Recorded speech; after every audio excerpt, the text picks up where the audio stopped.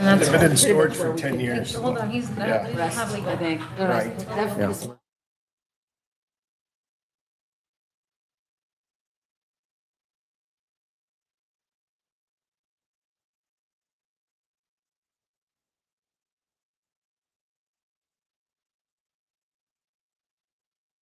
Some officers looking in right now. Testing. Oh, we're going to start tonight's meeting. We'll call to order. If you mind joining me with the Pledge of Allegiance. I know. I pledge allegiance to the flag of the United States of America and to the republic for which it stands, one nation, under God, indivisible, with liberty and justice for all. Hi, Frank. 3 more seconds. Oh, there's Frank. I knew you were coming. You guys started on time, too punctual. Well, we knew you were coming. Roll call. Councilmember Kay, Present. Councilmember Stroman, Here. Councilmember Engel, Present. Mayor Pro Tem Walker, Here. Mayor Hagan. Here. So it looks like we have a few presentations tonight. I should turn it over to Chief, I think, or City Manager.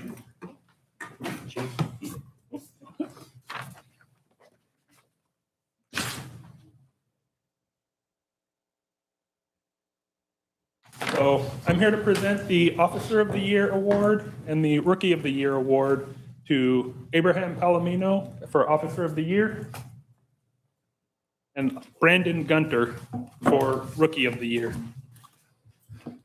Joey.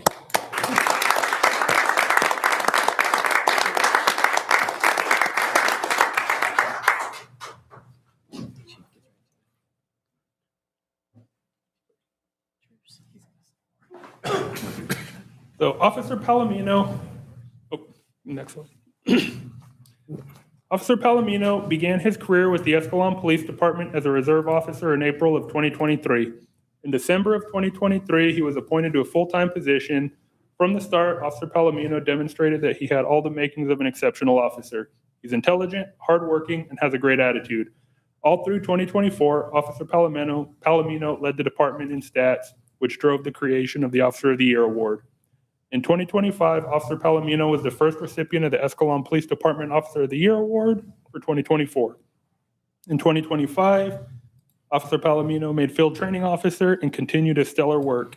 And he continues to develop and lead the department in stats as he trains new officers. He is now being awarded the Officer of the Year for the 2nd year in a row. Congratulations.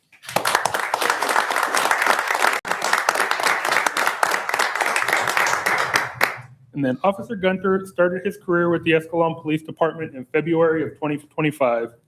Excelled through the field training program and quickly established himself as a gifted investigator. In less than a year as a police officer, he has become one of the most productive officers, second only to Officer Palomino.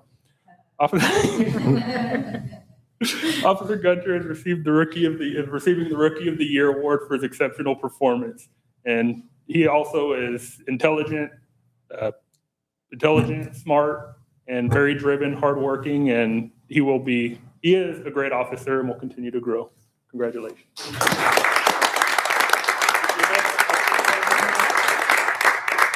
Had 149 arrests over the year, 315 citations off of 703 traffic stops, 26 DUIs. Had approved 6 warrants, search and arrest warrants, and then wrote 173 reports. And then Officer Gunter is just behind him in all but DUIs. We're running to 2nd place, but she's taking somebody to the hospital right now, so she's not. Oh, Congratulations, and thank you guys very much.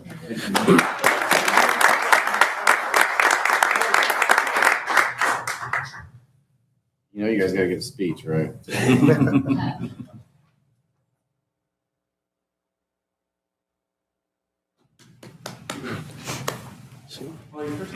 would you guys like to say anything, or?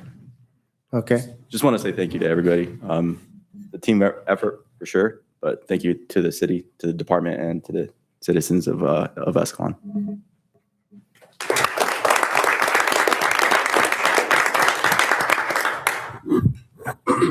I just want to say thank you to everybody. I love working for the city of Escalon. I enjoy coming to work every day. Great community to serve for. I don't have too much law enforcement experience from before this, but everything I see here, I love. Love the city, love the people that back the police department, great chief, and every single one of my coworkers. Gotta love them. So thank you, everyone.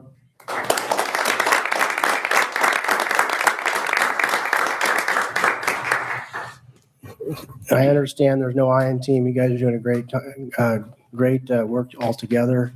And obviously you two are sticking out like a sore thumb to chief, doing great work. Or not a sore thumb, but a good thumb. So I appreciate all your effort and your work, and it doesn't go unnoticed. Anyone else like to say anything? Absolutely. There are no two officers that are mentioned in this room more than the two of you have been, as long as I have been a council member, barring the few months that I was a council member prior to you, Officer Gunter.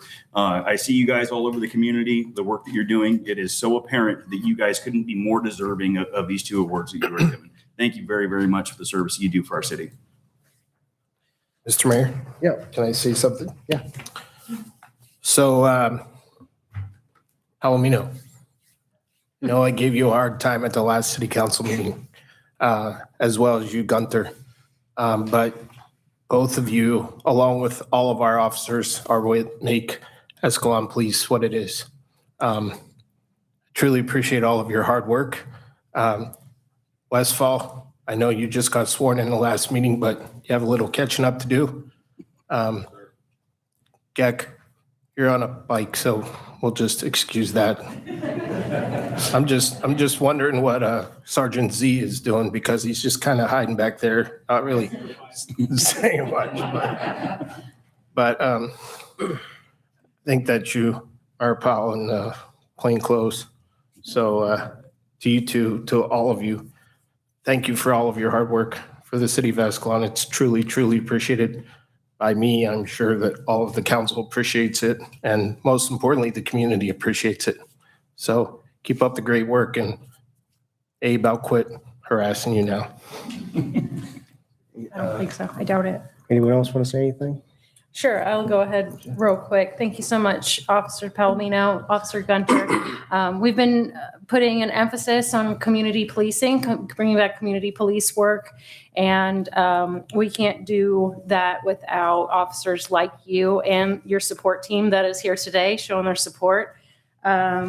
We, I think, are bringing back that community policing and bringing back an approachable community police force. So I appreciate you guys. Thanks for your hard work. You've obviously been working hard, all writing the reports and all of that. So thank you guys so much. Yeah. Any good? Yeah, thank you and congratulations. I don't think I can elaborate anymore on what everybody else has said, except for just to express my appreciation, gratitude, and congratulations to you and to the rest of the force. Just keep on doing a good job. You're doing a great job. So I guess we are on to Municipal Water 101, which that was probably a little more boring than. Yeah. So good evening, Mayor and Council. Tonight, I'm going to be giving you a small presentation on basically our groundwater wells and a little bit of our water system. The first slide here we're going to show you is just a little illustration of kind of how our groundwater and aquifer gets recharged. Most people know this, but it's just kind of good to see, when we're not having rainy seasons and snowy seasons, why you always hear the word drought is because a lot of our water does come from the mountains, from the reserves. It gets recharged in all kinds of different ways, as you can see here. And the groundwater that we do take also comes in different layers that we grab it from. So here's just a nice little illustration of that.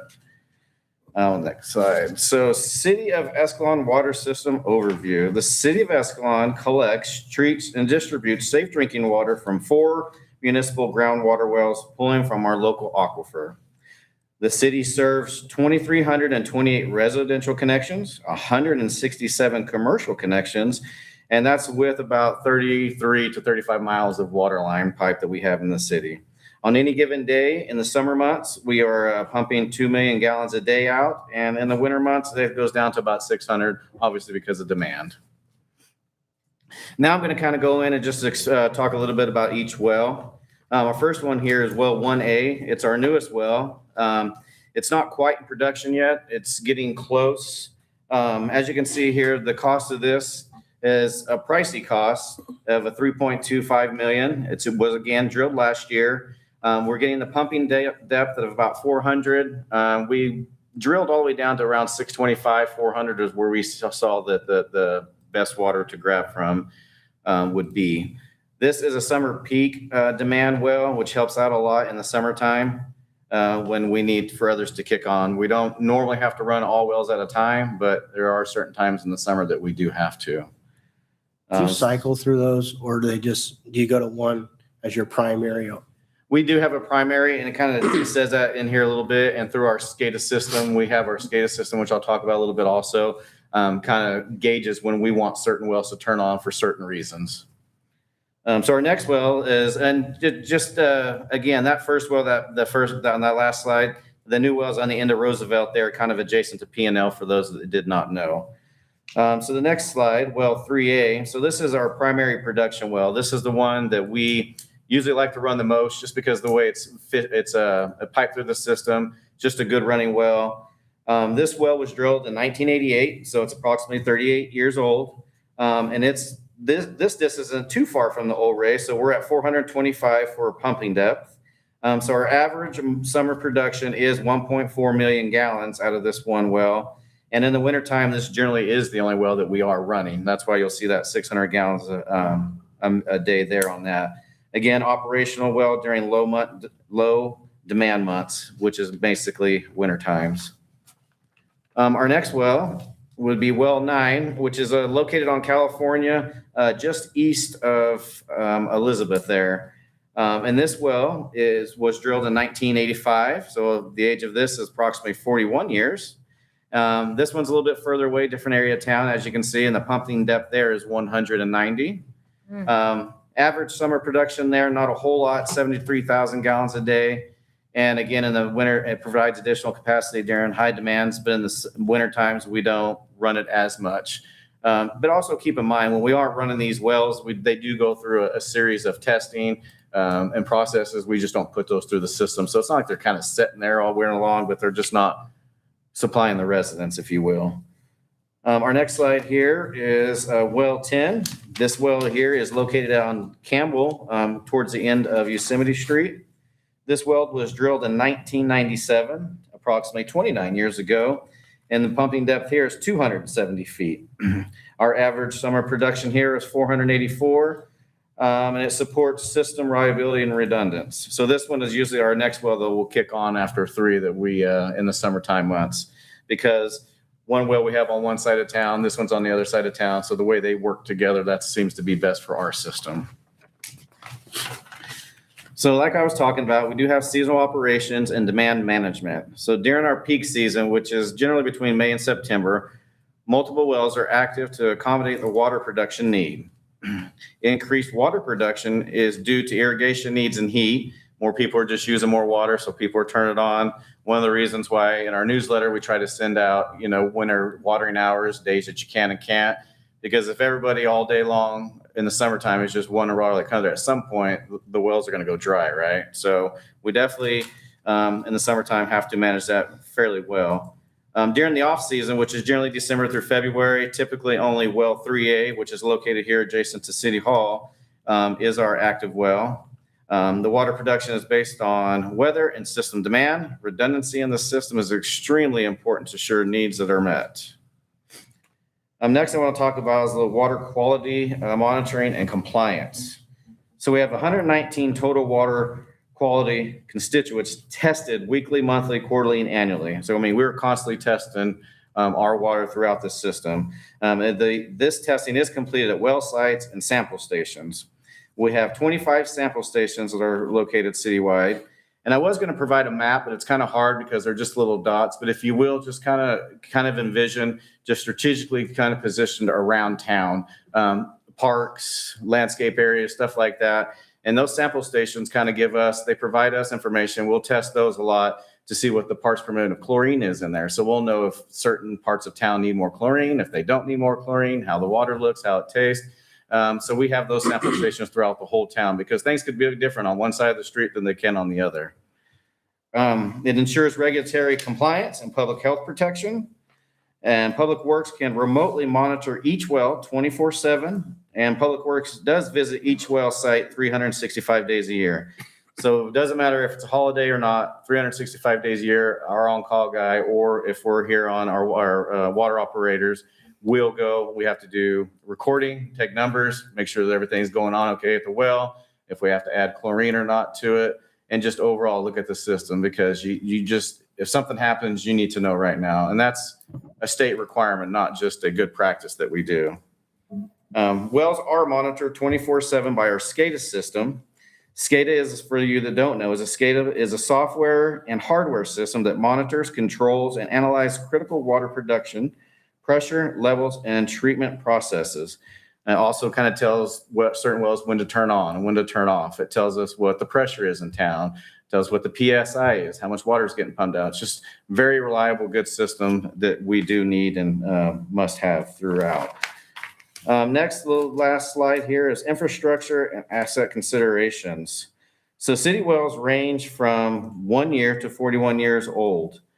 On an average, I expect to see this is kind of the industry is say 25 to 50 years. It's very debatable depending on how you take care of your well. I mean, a well can really pump for 75, 80 years if it's good water, if it's maintained well. And a well may go out in 10 years. It all really depends on how it's getting taken care of, what you're pumping out of that. Luckily, we're fairly good here. Our groundwater is good groundwater, which we're lucky there. Many cities do provide alternative water supplies as safe groundwater is becoming increasingly hard to produce and to pool due to state regulations. City performs ongoing maintenance and performance monitoring, and long-term capital planning is essential for infrastructure replacement and reliability, along with storage and pressure management. And I just want you to keep in mind that water rates are not meant to burden residents and commercial accounts. Water rates are to ensure ongoing revenue, to provide for the depreciation and the replacement of water-related utilities, infrastructure, distribution, treatment, staffing, and other needs. So that's kind of just a little overview on our groundwater wells here and some of the sampling we do. Be more than happy to ask you any questions that you may have. The only question I had was, I noticed there's a trend of depth going deeper as time goes on. Is that based on water pressure, availability water? Or is that more water quality or combination? No, that's strictly just where we're grabbing from our aquifer. Where we see the good water is in that area from our aquifer. So that's where that depth will come from. Okay, so that doesn't necessarily mean we're sucking it all the way down there. That's correct. That does not mean that. Just wanted to confirm Yeah, that. no problem. Any other questions up here? Yeah, Okay. Well, go ahead, Jim. yeah, can we go back to the first slide?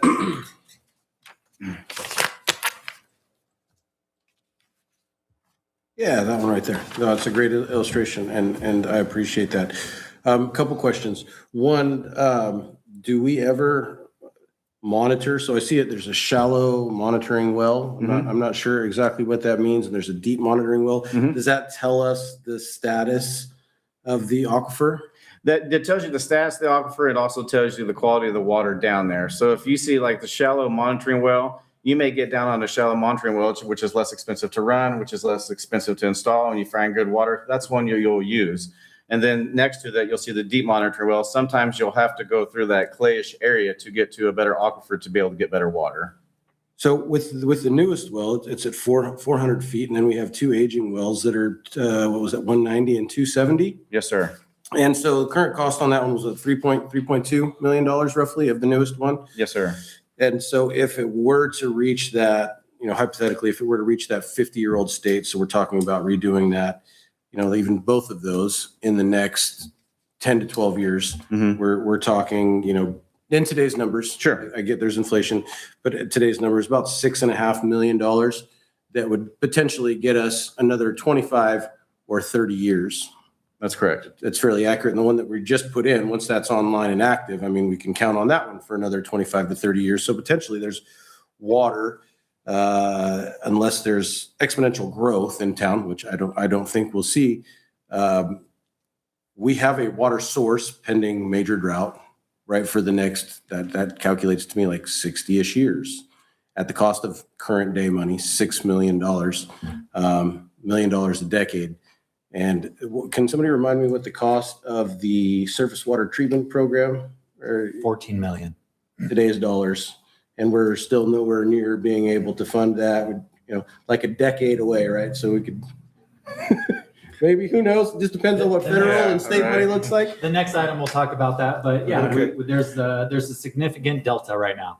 Okay, so there is an option if we, to not run out of water pending, natural, not disaster, but droughts, consecutive years of drought. If we were to have consecutive years of drought and our current wells are at 400 feet, do we have an idea of how long those would continue to produce at that depth? It's really hard to predict that, just because it depends how many people, so it really kind of goes around how many people around you are pulling water from that aquifer. Mm-hmm. So it's kind of like if you have a glass of water and there's a few of us that have straws in there, they're drinking out of it. Mm-hmm. Well, if there's more straws, more farmland, which we need, Yep. or more wells that can put in there and starts drinking out of that straw, you're going to run out of it quicker unless that system's getting recharged. Well, So if you have more wells going in a drought, then at some point you're going to lose that water in the aquifer. That's a good question. So who or what area roughly do we share this aquifer with, from like where to where roughly? Yeah, I mean, it's hard to say, but I would say it's a good 40 to 50 mile radius. Okay, well, that's if we're in the center, so Yes, sir. 20, 25 miles each way? Okay. That's good information that I didn't know. I appreciate you sharing it. And it was a good presentation. Thank you, Justin. May I have a follow-up question? Yeah, of course. So of those communities that are of that radius, 20 to 40 miles out, do we know, or do you happen to know offhand how many of them are solely on wells? I don't know offhand, but it's super easy to find out, and it's Okay. readily available, and I can get that answer for you for sure. Okay. But I don't know offhand. Thank you.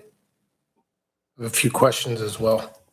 So my first question is pretty basic, and that is, drill this down for me even simpler. So we pull the water out of the well.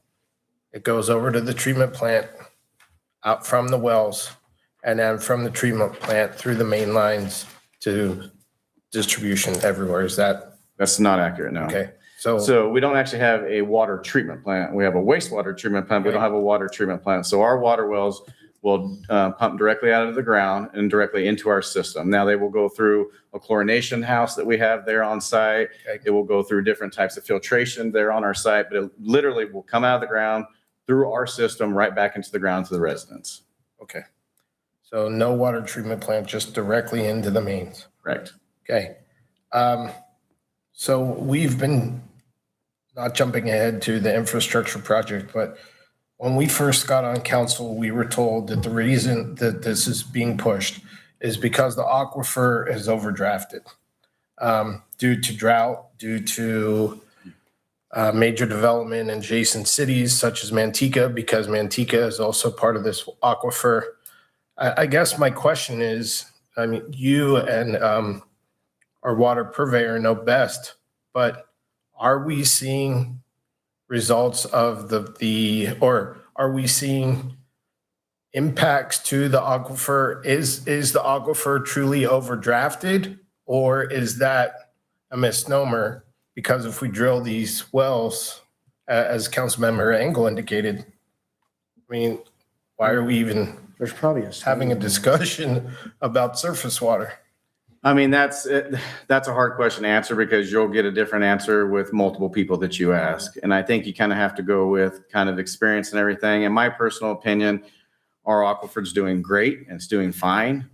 But again, that's just my uneducated opinion with everything that I see through our state, with the way that the water is being recharged, kind of how we're pumping, where we're getting water out of.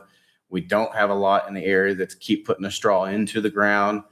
So I don't see that going anywhere anytime soon, but that's a very hard prediction to make. Okay, and And I'll add to that a little bit. Drilling a well doesn't necessarily guarantee water. To use Justin's analogy, the well is the straw. The well does not create production. You do have basins, what do we call them? I just lost the word. Aquifers, thank you. that are under the ground. And we are not the only ones controlling that. And over time, those have subsided a little. If we ever gave the impression that those are depleting right now, that was not our intent. It is, we have experienced long periods of drought. And so the water basins, the aquifers, are depleting a little bit. When we have good times, they recharge. The more straws that go in the ground, as Justin mentioned, the more that they get taken out. What we're also experiencing is that's on the quantity side, we're also experiencing quality issues. And a good example is the state regulations. They changed in, I think, the 90s, the parts per billion of arsenic from 25 to 10, essentially overnight. And so the water you were pulling before that, say, had 20 parts per billion in arsenic, that's now illegal water, right? And if there's any new constituents that come up, if there's an increasing or decreasing, I guess I should say, of the parts per billion of arsenic, all of a sudden our water wells may not produce the level of water that we need. And so the idea behind the surface water project is just redundancy. We have 4 wells right now. Some are primary, some are secondary. If something happens to the pool that those straws are in, there's some difficulty there, right? It's either very costly to treat arsenic or whatever constituent it is, or you need to find another source. So really long-term thinking is just about redundancy. Let me ask the question a different way, and Justin, I wasn't trying to put you on the spot. No, that's fine. Remind me how long you've been here at the city? Almost 20, it'll be 20 years in October. Okay, so in that 19 and a half years, have you noticed any change in the water quality coming out of the wells in that 19 plus years? Not a big change, but some change, yes. Okay. For the better, the worse, or both? It's always going to kind of be for the worse, for the simple fact that the state keeps lowering your limit, right? So it's really essentially the same water, just more regulations. Okay, you answered my question. Thank you. So if I can kind of interject here, is it deteriorating over time? And you making that statement simplistically like that, I don't think that quite works. It varies, Sure. I'm sure. As the aquifer fills back up during a wet season, we're going to have better quality water. Correct. As it drains out, the quality is going to drop, right? Correct. Just wanted to kind of point out that, that's not something that you can just say, it doesn't just go on an arc or in in a line. You're going to have ups and downs with that. Correct? Can I add to that? Absolutely. So Justin mentioned we drilled the new well to 625 and are pulling at 400 or will pull at 400. So when they drill well, they will analyze the water in that aquifer. And there are pockets. There are pockets of arsenic. There are pockets of different constituencies depending on how heavy they are and how they get into the groundwater. So what we have found apparently is that 400 feet is the kind of sweet spot to avoid whatever the constituents that we're trying to avoid ours. So if something else happens, if a pocket moves through, we may have to go lower, we may have to go higher, depending. And so to your point, it ebbs and flows over time. And when it comes to well depth, the other thing that plays a part there in this illustration, the red essentially, we're talking about the hard packed clay is what that represents, Yes, right? sir. That again does not go in a horizontal line at exactly 400 feet where we know where that's going to be. Right. So you punch down, you test as you go, and you go, okay, this is where our best spot is, right? And just kind of wanted to, this discussion is really good for public knowledge. Yes, thank you. So I just wanted to kind of put a couple of points there. My question for you is much more of a layman residence. When I got in my shower on, I think, Thursday night, my water pressure was really, really high. Did our new well go on? No, our well has not been in production yet. We're still doing Title 22 testing through the state in order. So no, it hasn't. So nothing through the system should have made that happen. Oh, something did. I don't know. Yeah, Because it was my entire house. Man. Well, Someone playing a trick on you. And maybe it is our Mr. Public Works over there. Maybe. Yeah, I was curious if the new well was actually online, and it seemed like something had drastically changed in the last week. I don't know what that was, but obviously not a cause for concern, and it's not a complaint. Yeah, right. Remind us when you got your haircut, because. That might have had something to do with The it. shortness of your hair now. Well, any other comments or questions at all? No, sir. All right, we'll go to quarterly major infrastructure projects. All right, good segue. I will just preface, our jobs would be much easier if we didn't have to fund a $14 million surface water project. There's nothing suggesting that we want to do this independent of our knowledge of the overall system, of what we've seen across the state over time, again, both in terms of quality and quantity. So on that note, the city council last March actually adopted a strategic plan, 2025-2026 strategic plan. Priority number 4 is infrastructure, and it primarily focuses on 2 major infrastructure projects. The surface water conveyance project, we already have an allocation of surface water that we bought into as kind of a joint venture with other cities around here. We just don't have the conveyance system. We don't have the pipeline from the treatment plant to the city. And the other project is the wastewater treatment plant. So that takes the dirty water, so to speak, from all our homes and businesses and handles that.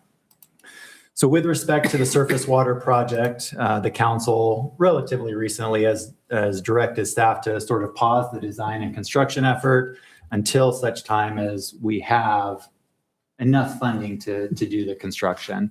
Now, if we get funding, and I'll talk about that in a bit, if we get funding, we will check back with the council and kind of see what the will of the council is at that time. We are looking, because there is a delta, we are looking at grants, of course. And in fact, I think we submitted one last Friday.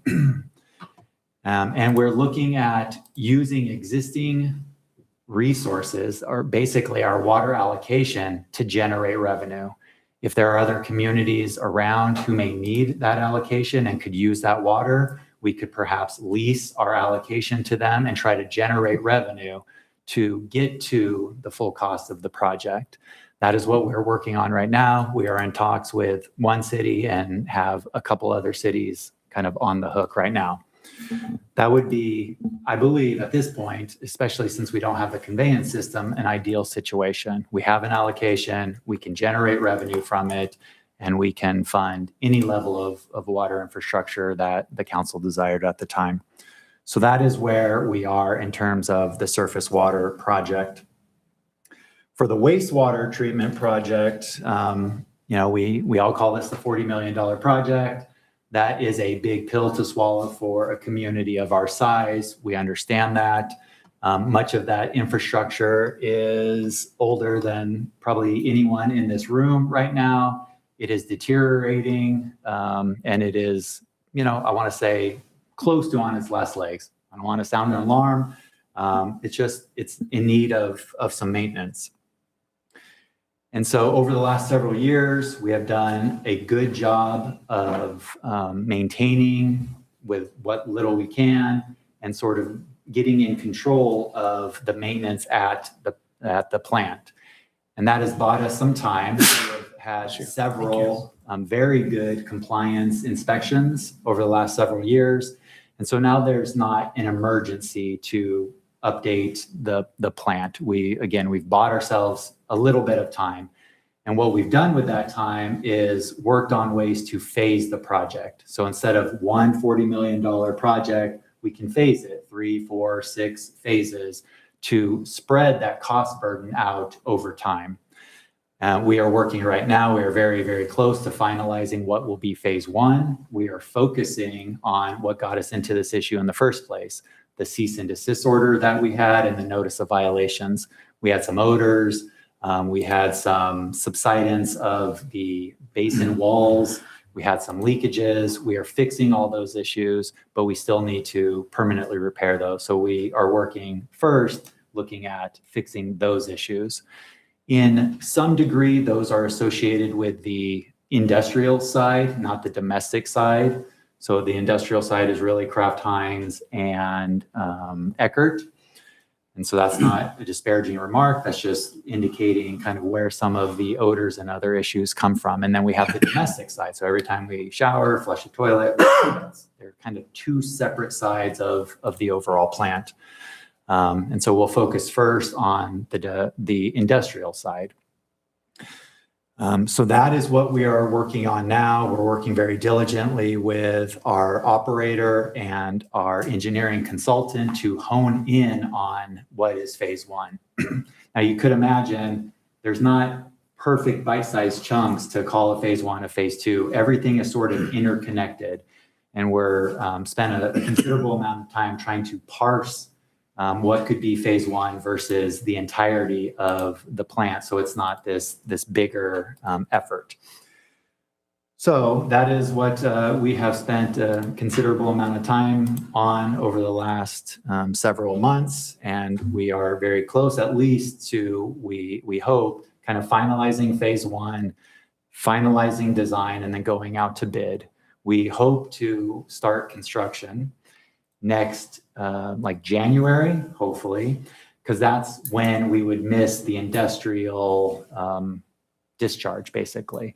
And so if we can find that pocket, if we can hit that pocket, then we minimize the impact to the industrial side as much as possible. Sounds good. Can I ask a couple questions, Mr. Mayor? Yeah. Let me ask the easy questions first. Justin, did we receive our annual complaint from our neighbor for the treatment plant this past year? You mean? No, we did not. Good job. Thank you. Excellent job. I know you guys were working, from Del Rio. Great job. That's sounds like a small victory, but it's a huge victory. So kudos to you and Mike for everything you did there. Now for the hard question. When was the last water rate study that was done in the city? 2018, I believe. Okay. So in 2018, there was a plan to basically build up the enterprise funds to help provide funding for the surface water project. And now we're recognizing that there's no money. And so I guess my question is, what happened to the monies that were forecasted in the 2018 rate study to now? Because it seems like there's a huge delta, and what happened? Yeah. So I've now read that rate study 3 different times. It was a 10-year plan done in 5-year increments. Okay. You can only basically adopt a 5-year rate study. They talked about a 10-year horizon. In the first 5 years, there was no money that went to the surface water project. And what maybe was stated and not completely understood at the time is the 10-year plan looked at surface water and was planning to, in the next cycle, so it would have been 5 years, 2023. In the next cycle, they would have increased for surface water.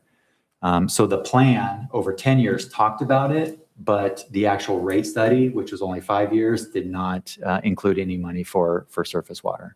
And then when was our last water? I think you told us previously that we're currently on 2023 rates. Is that correct? Correct. They have not increased since 2023. Okay. So, and the 2023 moving forward would require another increase in order to provide those dollars towards the surface water based off of the rate study analysis of 2018. Yeah, what a rate study will do is look at the needed or desired capital improvements. It will add up all of those totals and then spread it across your users, basically. And, cities will say, yes, that's the whole amount. We want to put it on the residents and the businesses, or there's some discount there. But basically, it's just project needs divided by users. Okay, now let me ask on one last question on this side.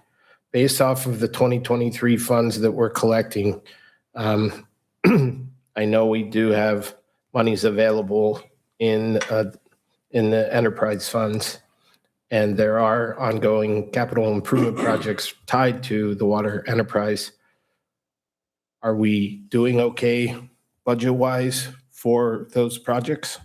If say Justin needs something for the water enterprise fund, are we doing okay with those funds?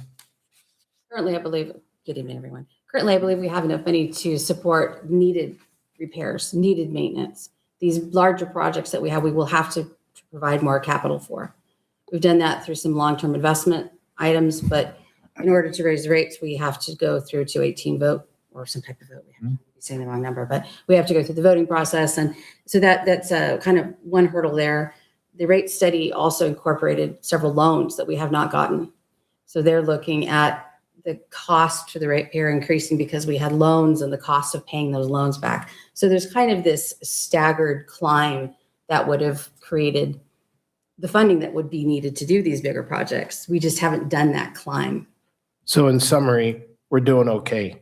But if we were to undertake a bigger project, then that's when we would have to look at the potential rate study increase or rate increase in order to fund those bigger projects.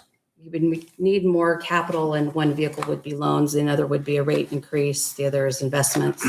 Is it lowering the expenses so we can put a little bit towards there, but it's such a large dollar amount for such a large project, we're going to have to make a large effort. And just, I always have to be the realist. We're doing okay right now. The small repairs that have been needed in the system. Justin mentioned 35 miles of pipeline. There's leaks all the time. They've been relatively minor. So we're doing okay right now for the small repairs. If there's any major, issue, major repair, we'll be struggling a bit. We are not super healthy in terms of revenue generated versus revenue expended right now. And of course, over time, it's only going to get worse. It'll be interesting to see what comes of the negotiations and conversations in regards to leasing water to the other communities, because that's a big untapped resource potentially, and then obviously grants and loans and stuff. So I'd like to be optimistic about it. I think it'll turn out good. Anyone else up here want to make a comment or a question? Okay. Can I put this out to the community? Okay. Anyone in the community would like to make a comment or have a question? No? Anyone online? Okay, we'll bring it back to the consent calendar. 5, 6, and 7. Anyone up here would like to pull it? Mr. Mayor, I do have a question for council. Since I recused myself the 2 previous occasions that came up, do I just need to abstain? Which item specifically? Item 7. Sorry, what'd you say? ADU. Oh, the ADU. Can you refresh my memory why you recused yourself before? Out of an abundance of Okay, then you caution. should do so for this item, even though you probably don't have a conflict due to the public generally exception. Just to be consistent, I would recuse yourself. So do we have I to should do that now? Yeah, and you don't, since it's on consent, you don't have to leave the room. Okay. You just indicate you can still vote with the rest of the council. It'll just be noted that your vote is as to items 5 and 6 only, and not as to item 7. Okay. I need to do that prior to the vote, or once Yeah, I once think- the motion's called? I think you just basically did it. So Madam Clerk, just note that Councilmember Ingles' vote due to a conflict of interest on item 7, his vote will be as to items 5 and 6. He is abstaining as to item 7 on the consent. Okay, so Thank you. Councilman Engel will not be voting on number 7, and but his vote will count for 5 and 6. Anyone else want to pull something? Anyone from the audience would like to pull something? No? All right. We'll humor a Motion to approve the consent calendar? I'll second. all in favor, say aye. Aye. All opposed, say nay. All right. And we'll go on to staff communications. Thank you, Mayor. I'll start us off. So I'm going over the rec update for you. And so essentially, not much change between April and March. We did open up adult softball registration. So I know that's popular here. And so applications are starting to trickle in. One point I wanted to make about that, because we had someone from Tracy come in and say, hey, my business, we meet with a lot of the dairies in the area, and we decided that instead of going to Tracy or Oakdale, we just love playing baseball in Escalon. So they meet in the middle and have their team here with our league. So I thought that was great information to share with you all, that there's other communities and other businesses that appreciate this program. And he stopped by to say that. And then youth baseball, softball season, opening day was great. It was well attended. And so wanted to bring that up and point that out. Our request was made by council last meeting to address part of the national conversation around photographers. And so as a response to that, city did meet to discuss what, is our role in protecting kids and protecting families in that sphere and in that conversation. So we looked through, we've in the past always used a company called Youth Sports Pros. And they're fairly local. They're out of Valley Springs, and they do the photos for a lot of the schools and a lot of the other rec programs. One of the benefits of them is that they are local, so people know them. And then they also don't charge the city anything. We don't have a contract or a professional relationship with them. They really are just professional in that they show up, they're on time, they have a good system, and then they charge the parents for those photos. Quick question for you.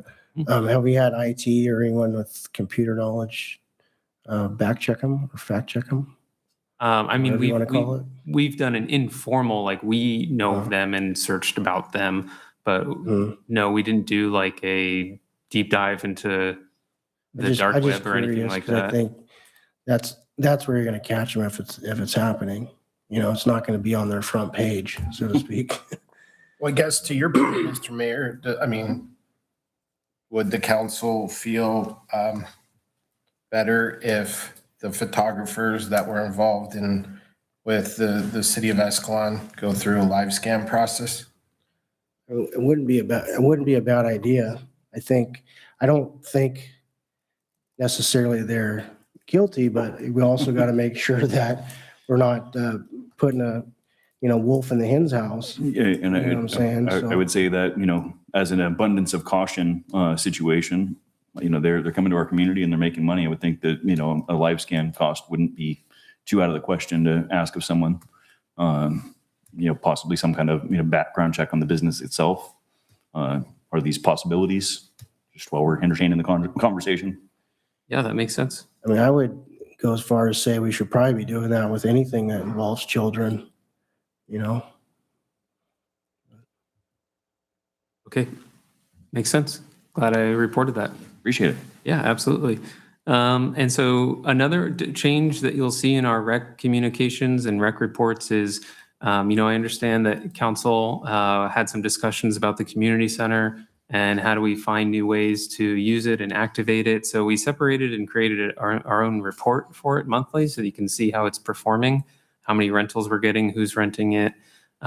This is kind of under the idea that, if you can't measure it, you can't manage it. So this gives you an opportunity to see through some of our reporting and specifically understand what's going on with the community center. So we are tracking those rentals closely. And as we start implementing new ways to recover costs, like releasing out the kitchen, you'll start to see that show up in this report. And then the next one is the development services report. So a couple items of note there is for economic development. Our next EDC meeting is March 24th, where we are going to hear and discuss about Goldbacks. We are also going to have the first round of our new business grants presented to the EDC. We also received notice from the county that the Escalon business community is one of the top recipients for the Spark grants. We helped 17 businesses apply for grant funds and helped facilitate the receipt of $85,000 for our local businesses. 17 so far. So there's a little bit of funding left. So there might be some that trickle in. I asked the county specifically for help for a couple of businesses that the owners don't know how to use computers. So I said, please, please, please come out in person with a computer and just like do the application with them, log into their PG&E account for them and just like help them do it. So we'll see if that moves forward. But this program is winding down. There's only a few more slots left to get funding. So this will be the last update on it, because it likely will be closed by the next update. Keep up the good work. You're doing a great job in the time frame you've been here, so Appreciate it. couldn't be happier myself. Any thoughts up here, questions? Yeah, I'd just like to say, kind of reiterate what Mr. Mayor just said. Trevin, since you're coming on, take a look at that right there. That's $85,000 that just went into our community's pockets as the result of your work directly in this community. We couple that with the from the bank. I can't think of what it was that was called. That Business incentive program. Yes, the business incentive program. You're well over $100,000 that you have put into directly into this community since coming on board. And I couldn't be prouder of the job that you are doing. You're doing a fantastic job in your position. I really, really appreciate you. Thank you. Anyone else want to say anything, or do you want me to? Are you done, Trevin? Oh, that was it. Okay. Really, I can't top or can't even go on to what you're saying. I mean, Trevin, when you first got here, you were really quiet, and I was sitting up here going, is he ever going to speak? And sometimes actions speak louder than words. And the $100,000+ that you have worked hard to infuse into the local business economy is very, very, very much appreciated. So awesome job.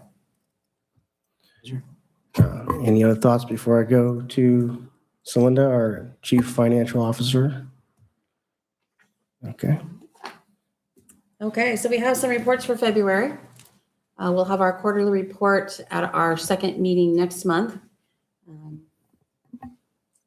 I don't know if you had gotten a chance to look at it yet. We are, as we expect right now, we're at about 67% for 8 months, and we're at 62%, so we're right where we should be.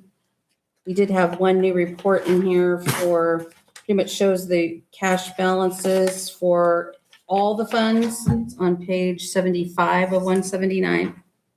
I think we've had something like this in the past, so I just kind of brought back an oldie but goodie. Measure P is doing well, which I'm very happy about, because the regular sales tax monies, as we have kind of talked about in previous meetings, those are going to go down a little bit. They're heavily based on gas prices. So right now with gas going up, great, for the sales tax, not so great for the people using the gas. So we hope that those do go down soon. But that will, of course, reduce some of our sales tax from the Bradley Burns side. Measure P is still doing well. A lot of internet purchases, things that are shipped here. That really helps the city. I might consider having my own Amazon shipped here. But we have that report in here, a little report on the LLMDs. So was there any questions or any spot you'd like me to highlight? I don't have any, but does the dais have any? Our investments are still doing well. The local sweep account, I think, earned $10,000 in February. It's up from the normal 7 to 8. Well, you always keep continuing to impress, so keep up the good work. Okay. We've got an A team here. So, Chief, are you ready? So beginning of February, me and Sergeant Zambrana did a recruitment event over at the Delta Academy. We have gotten some applications from both prior graduates and current enrollees, and we're moving forward with those. Also on the hiring front, we did one of our applicants just passed background. He's got his psych this week and his medical next week. And if all goes according to plan, we should be swearing in another officer come April. There was in criminal news, there was a very significant burglary from Rite Aid. Somebody went in and they stripped pretty much all the copper from the building. They gutted all the condensers from all the refrigerator units. They pulled all the wiring from the fuse boxes and the circuit breakers. And that is estimated to be in excess of $100,000 worth of damage and loss. That is currently being investigated. We do have some leads, and hopefully we'll be able to catch the people who perpetrated that. Also, with the abandoned dog, The owner of the dog was identified. We are going to be pursuing criminal charges against him.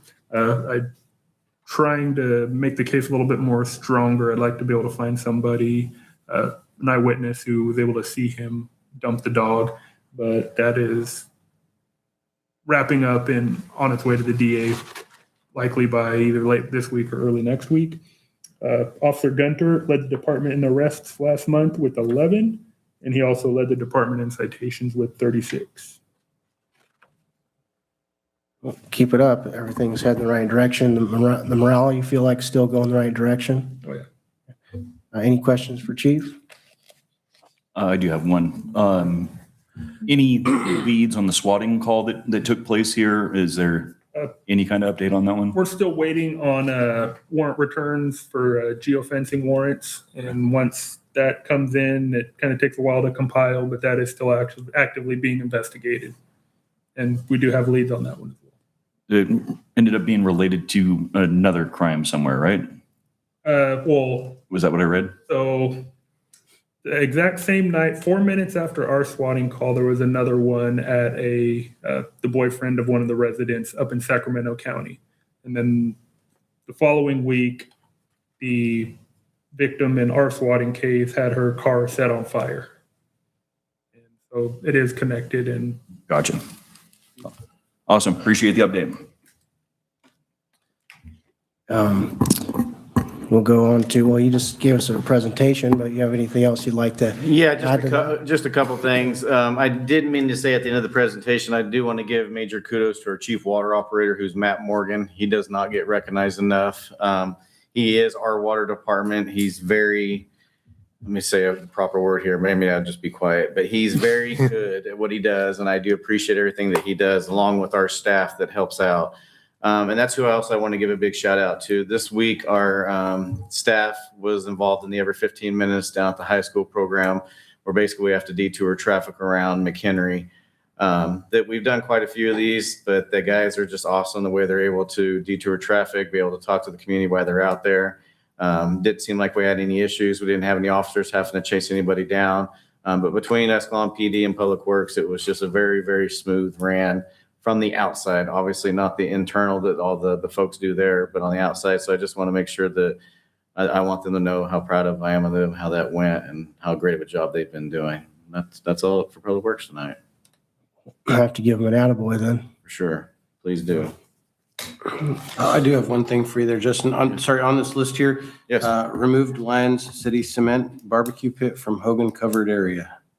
And that was left in there and didn't get deleted when I did my staff Okay. report, because that did not happen. I hadn't been down there. I was That like, was hey, what about a year- happened? Okay. That was about a year ago. Okay. Just making sure. Yeah, thanks for pointing that out. That's funny.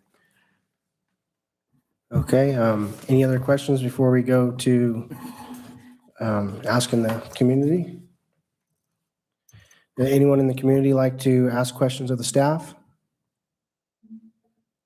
Online? No? All right. We'll go to matters presented from the audience. The public may address the city council on any item that is not on the agenda at the time the item is called. The public may also address the city council on any item not on the agenda that is within the subject matter of the city of Escalon. Each speaker is limited to maximum 5 minutes. Unused time may not be yielded to another speaker. You may state your name and address for the record, however, it is not required. Due to state law, action will not be taken on an item that is not on the agenda. And except for brief responses, the council is prohibited from discussing any item not on the agenda. If it requires action, it will be referred to staff and/or placed on a future agenda. The determination of whether an item is within the subject matter of the city is a discretionary decision made by the mayor. At this point, do we have any matters from the audience? No? Okay, we'll go online. And Mayor, I'll just add, with our new move to bring in people on mute, if anyone wants to speak, if they can use the raise hand feature, then we can bring them in and unmute them.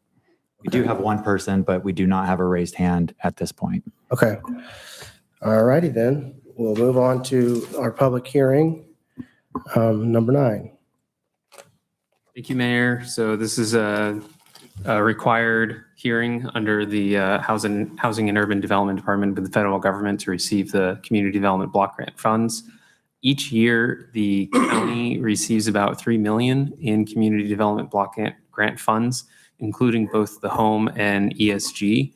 Roughly 50% of the county's entitlement funds are passed through to 5 partner cities: Escalon, Lathrop, Manteca, Ripon, and Tracy.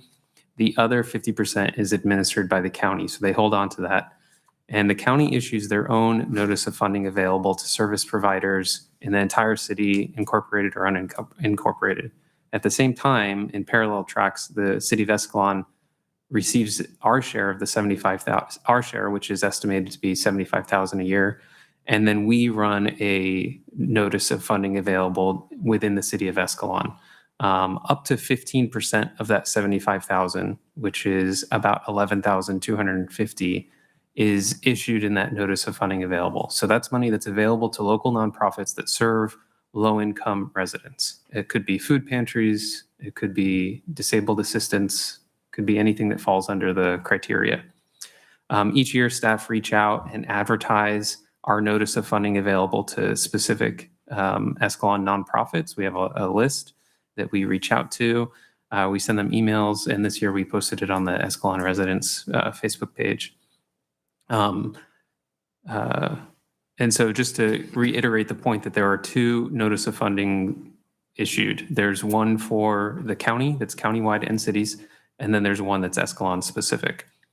The city did not receive any responses to the notice of funding available for the Escalon specific funding, but we did receive the pass-through from the county's notice of funding available. So that includes the San Joaquin Fair Housing for $1,500, Meals on Wheels for $3,124, and Mobile Farmers Market for $3,500. In past years, the San Joaquin Fair Housing assisted about 114 households. Meals on Wheels, I don't have specific numbers, but we know that they provided home delivered meals for seniors. And then for the Mobile Farmers Market, there was about 497 Escalon residents that were documented to be served. So we know that these programs, even though they're countywide, they serve Escalon residences. And one of the reasons why you don't see a lot of the smaller nonprofits apply is because the Community Development Block Grant has a lot of reporting requirements that unless you have a full-time accountant or unless you have money available to support grant funds or grant implementation and tracking, it's just really difficult to track these funds and meet those reporting requirements, and you end up losing money having to give it back anyway. So that's why we see larger organizations, United Way, First Five, that's why we see them apply for the countywide funds and typically receive them because they have the staff to process them. Now, I had mentioned that that's only for the public service program, so that's up to 15% of the funds. And so I hope I'm not losing you with all these different buckets of funding. But for the other 85% of funding, that's for public works projects. So that's like a construction project. Escalon has historically returned unused community development block grant funds because it's really hard to find public infrastructure projects for $60,000, $70,000. It just doesn't exist. You're talking about like 1 foot of curb. It's just really hard to find something like that. The last time was about 10 years ago. The city was able to repave the community center parking lot under the idea that it's serving seniors. And again, the public works project has to serve low-income residents. So it's not just any public works project throughout the city. It specifically has to be done in a census tract that meets their requirements. This year, we did have a census tract that met the requirements, and it's based on the 2020 census. So every 10 years, census changes the numbers, changes which census tracts are eligible to use this funding. So we wanted to be a little bit bold. We didn't want to just say, let's figure out how to use the 60 because that's still really hard. There's not a lot of projects for 60. So we put together a funding proposal to apply for the county's notice of funding available because they have a larger $3 million pot. So we said, look, we did the math. We went back about 15 years and said, look, we've had to return 15 years of funding that amounts to about $500,000. So we mentioned this in our application to county grant funds and said, this was our funds. It would have been used in Escalon, but we just didn't have a project. We now have identified a project that meets the criteria. It's in a census tract that's low income. And we applied for the county funding, saying that we'll use our year's match for public funding if you give us more funding from your overall pot, and then we'll have a project. So our project's about $600,000, and it's to do raised crosswalks and raised crosswalks in front of Dent Elementary School. So you can see the renderings in the staff package, in the staff report, and some of the costs and items in there. So the item before you today, the public hearing, is to conduct a public hearing, and then it's to accept our expenditure plan, which includes the 3 nonprofits, the San Joaquin Fair Housing, Meals on Wheels, Mobile Farmers Market, as well as the Public Works project, which is the first one we've had in almost a decade, for the amount listed in the resolution. Thank you. Any questions up here? Yeah. So your statistics for the fair housing program, was that specific to Escalon residents that have used those funds? Well, it wouldn't be necessarily the Escalon residents receiving or using the funds. It's receiving the services from those funds. And this came as reported through the nonprofit providers when we asked them for their demographics and statistics. Okay, so I believe the number was like 124. So that 124, that's not countywide, that's specific to Escalon? Yes, 114. Okay. And then for the mobile farmers market, how are we advertising that program? I can find out for you. Okay. As I mean, I think if we're using these funds, we need to make it more visible to the community. And so I don't know how we're going about doing that. Same with the fair housing program. I mean, it's like anything. I think if we're advertising and we're letting folks know that these programs are available to them, they may use them. But the reality is, does the general public understand that these programs are out there? So just bringing a greater awareness on those, and even on the Meals on Wheels program. I mean, Karen does a phenomenal job, but does the community know about it? I don't know. So I think one request I would have for staff is if we're going to expedite these, if we're going to use these funds, we should make a greater awareness to the public of what they are for.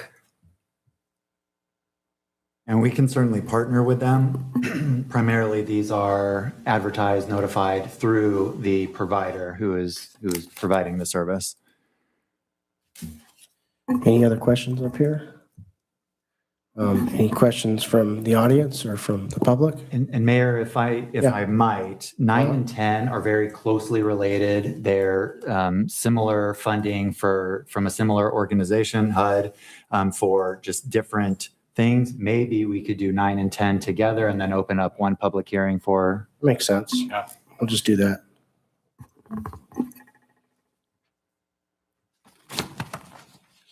Can you explain the difference between 9 and 10? Just two different programs? Yeah, exactly. So home is just a more restricted funding source for CDBG. It's a sub-program. So it's only for GAP down payment assistance. More targeting on the housing side, not the meals and other social services. It's more on the housing side. And how many Escalon residents have taken advantage of this program? So for the home program, we've only had one application, and that was in 2024 since 2010. And you say that I'm saying that, and I know it sounds crazy, but this is actually a system-wide problem. It's a systemic issue with how they've done the math behind the program. It's a down payment assistance program, and it's a GAP loan, which means that you can only qualify the program if you're able to get a loan. But you can also only qualify the program if you're low income.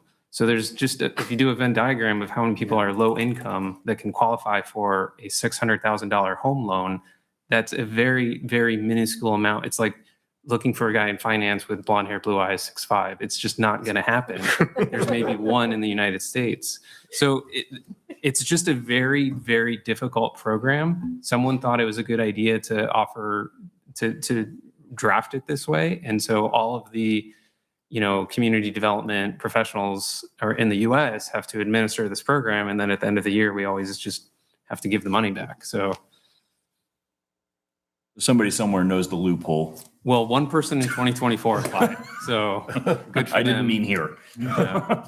Well, we did have one. So in that sense of is this a successful policy? No, but it's not Escalon's fault or the county's fault. It's HUD's fault. Yeah. And then was someone, going through the motions of accepting the funding, is it worth it? Well, that one person did get the funding. So maybe that makes it worth it.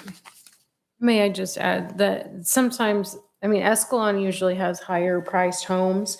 It is a lot more relevant when you're looking in places that have lower priced homes available, maybe Stockton, certain areas of Stockton or certain areas of Tracy or Modesto, those types of things. So Escalon just doesn't have a lot of lower priced homes available to be able to qualify as a low income individual.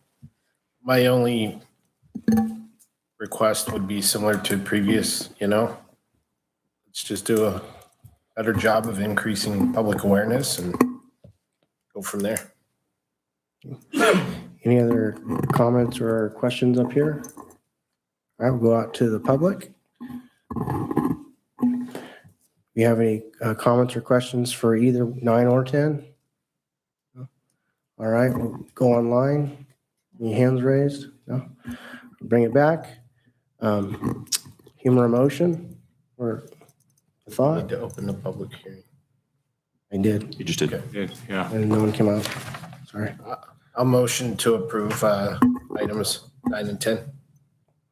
I will second. Okay, all in favor, say aye. All opposed, say nay. All right. Going to administrative matters. This is for to introduce the discussion of the softball stuff, right? And soccer? The fees, I mean? Yep. Do you want to go with it or try to? Thank you, Mayor. Thank you, City Manager. So yes, this item is to just introduce and discuss proposed fees for adult softball and the newly added adult soccer program. There's no vote before you tonight to adopt a fee schedule, anything like that. It's just an introduction of the concept so that we can hear from council, hear from the public, and receive direction on how to move forward and of that. So basically what we did is City Council was discussing, different ways to recover fees. And so adult softball continues to be one of Escalon's most popular programs and demonstrating a lot of strong community demand. And so this success with the adult program created momentum for expanding adult recreation, especially with the residents asking for an adult soccer program. So we brought it before the rec commission in November and discussed the concept with them and discussed kind of how much it would cost to put on the program and what other communities charge for fees for adult soccer. The commission supported launching the program and directed staff to refine the fee based on a deeper cost of service analysis. So we had only done really a cursory one and they said, no, do a big one. This isn't youth sports. We don't need to be charitable. This is adult. They can pay their own way essentially. And so that's what they wanted to see done with the cost study. And so that's what we did. We went through the motions, we went through the costs, which are all outlined in this staff report for you to review and to comment on. And the analysis shows that there's approximately about a $340,000 gap between revenues and expenses for our two main cost drivers of recreation sports, and that's park maintenance and recreation. One of them is a indirect impact. So park maintenance covers all of our parks in the city except for the ones maintained by lighting and landscape maintenance districts. And then our recreation budget is the staff and equipment to put on the programs. Adult sports is scheduled in here with the recommended fee to contribute fairly to not just their costs in the recreation budget, but then also to their indirect costs of field maintenance, which is something that we don't really capture in youth sports. The youth sports rate is set low by council policy. Now, Hogan Park and other field experiences year-round pressure and maintenance needs, fertilizing, irrigation, aerating, mowing, and it continues to grow with program demand. So we've seen lots of new kids join for recreation programs, especially girls flag football, which is amazing. You want to see our parks get used. One of the best indicators of a successful program is that people are using it. And so this is a really good problem to have. It's better that we have lots of demand, lots of people running on our fields than no one using them at all. And so if we wanted to have a program for adult sports that had full cost recovery for just the recreation component of their expenses, then it would be about $589 per team to have an adult sports league. And so our current cost or our current fee of about $525 doesn't recover our full cost to put on the program. Now, again, that doesn't touch any of the indirect impacts on the park's maintenance budget. So what we did is we wanted to get a reasonable fee. So we looked at all of the other programs in the area, what they charge per team, what they charge per player, and we took direction from the rec commissioners who gave us a price range ballpark of $800 to $1,000. And we, again, looked at what other cities were charging. And so we came up with the recommended fee of $850, which aligns with regional benchmarks and brings adult sports closer to covering their proportionate fair share. Now, we can't just put their proportionate fair share of parks maintenance on their shoulders because the fee would be astronomical. It'd be like $3,000 per team. And that's just unrealistic. That's never going to happen. But we can make a small incremental addition to how much they are charged. So this approach supports both long-term program growth while keeping fees reasonably low and participation strong. So tonight's discussion is ultimately about just sharing the math with you and having that open dialogue and discussion and seeing where council wants to take this. I guess the first thing I would ask is, it wouldn't be a bad idea to reach out to the teams and actually see, hypothetically, if this was the number, and see how many teams wouldn't play versus would play, kind of get an idea of how it might affect the league overall.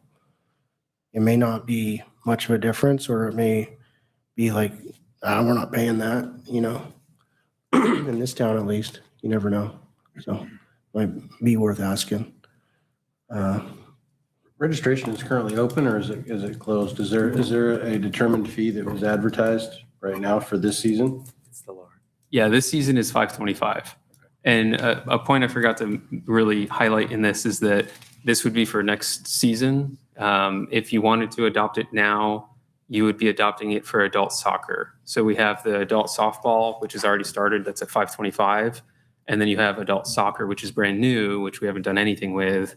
We don't really know how many teams are going to apply for that. And that hasn't opened yet. We've only put out like an interest list. My thought would be keep it the same as softball for the first year and then move them as a unit if you're going to change it. That's just my 2 cents on it, though. I don't know how everyone else feels. Jalen, at the end of softball registration, do we ever turn teams away? Folks that want to join in the league and there's not enough spots? Yeah, I believe so. And over the last couple of years, we have increased the number of teams who can participate. But yeah, in the past, I believe we've turned away because we had a smaller number before. It would be interesting to know like how many of those teams it's because the environment and the location and the safety and that kind of stuff versus like are they just playing here like you were saying from Tracy? How many of those teams are actually out of town? Well, I mean, kind of stuff. this is why I asked the question. Cost. So depending on the location,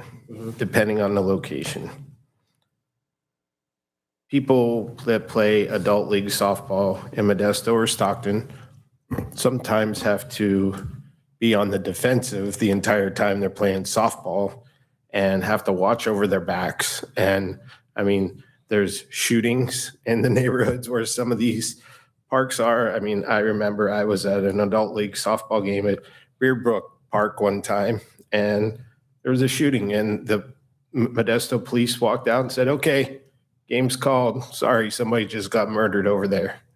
And I mean, the fact is people come to Escalon to have a good time, have a few beers on a Friday night and just play softball. I guess my question is, and similar to what the mayor is saying, is should we look at expanding it outside of just Thursdays and Friday nights and have people consider it and open up to even more teams? I don't know. That's just a thought. So we should consider that maybe for 2026 because it's really safe to play adult softball in Escalon. And compared to the other cities, I mean, obviously you're not going to have that. Well, you may have an issue with that at Big League Dreams, but I think we should look at, okay, how many teams do we really need to accommodate for 2026? And that may also help us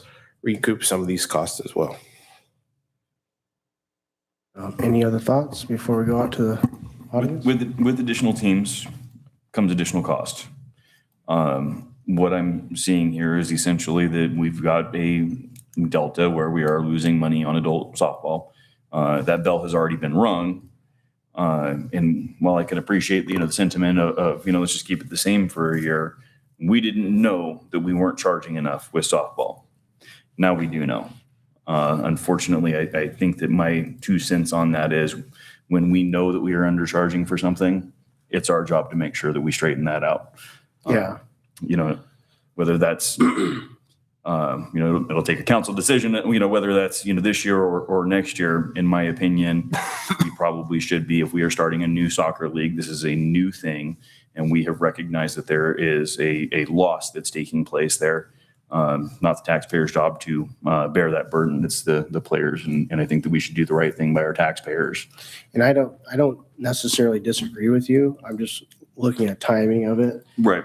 Is trying to understand the dynamic of what the right price should be, I guess is what I'm getting at in my own head. Yeah, you have to kind of do that market analysis to see. So it could be the best answer just to go up on it. But I guess what we don't know for sure, right, is how many soccer teams we have. So I guess that's where I'm at is, would we be chasing them away before they even started the league, I guess is what I'm looking at. I could be wrong, could be completely wrong. Mr. Mayor? Yeah. I mean, we do have a commission for this, right? There is a rec commission. We're within their recommendation of $800 to $1,000. It helps us to make up some of it. And when we look at the cost of $525 to $850, it's approximately, give or take $1, whatever it is, $20 additional per adult player. As I see it broken down, which it brings it to, $55 per player, which kind of brings it in line with youth sports. For adults to be paying less than our youth for an adult sport just doesn't make a whole lot of sense to me. It makes sense. At 55, that's still relatively affordable. And, I think we appreciate it if commissions don't necessarily try and get in our way. I don't think we should necessarily get in the way of this commission, who I think has put forth a good recommendation. And just so you're aware, I'm not against the recommendation. I'm just, like I said, I'm just thinking about the timing of it. Obviously next year is a no-brainer. Yeah. I was just thinking this year. But if you guys all feel the same way, I'm not necessarily against it, I'm just looking at trying to keep things, relatively the same between baseball and soccer. That's all. Understandable. May I make a comment? Yeah. All right. So I am hearing about, keeping youth and adult, or keeping the two kind of the same. But the adult league does not get all of the benefits that we're getting the youth league. We do not give them jerseys. So with the youth, you are paying for the jerseys as well. You're paying to have equipment maintained. From what I understand, we don't give the adult baseball or softball league equipment. So we don't have to give them that cost as well. So it's not going to be apples to apples. There are going to be costs that we incur on youth. And again, I guess we don't do pictures, but there are other things that we have for the youth sports that we don't have for the adult. But I am looking at these comparable prices. I thought maybe that's where the 850 was coming from because we've got the 589 per team to cover costs. And it looks like that is almost comparable to the 475, 500, 550 that the other cities around us are incurring as well. So I guess I would argue to keep the costs to the players at about what the cost is to the city, which sounds to be about 589, which is an increase, but it's not as much of an increase as you would incur. So If I could rebut that for a moment, I think the adults are going to create additional wear and tear due to added aggression and weight. So, they're going to put more use to our field than, a 10U baseball player. So somebody has to kind of make up for that. And if we're playing, that many games and adults, we tend to get a little competitive, right? I don't know. So I've been out there. I would think that an overall cost for as far as the study is concerned, should be looked at, like how many hours the fields are actually being used divided by how much time we're putting in there. And that'll give us a cost average on how much it actually costs to maintain.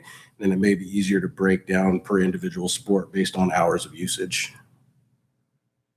Mr. Mayor, may I make a comment? Yeah. So I interrupted you and I apologize for that, but my previous comment would be if my recommendation would be, obviously we don't want it to be a handout, and we recognize now that there's a deficit.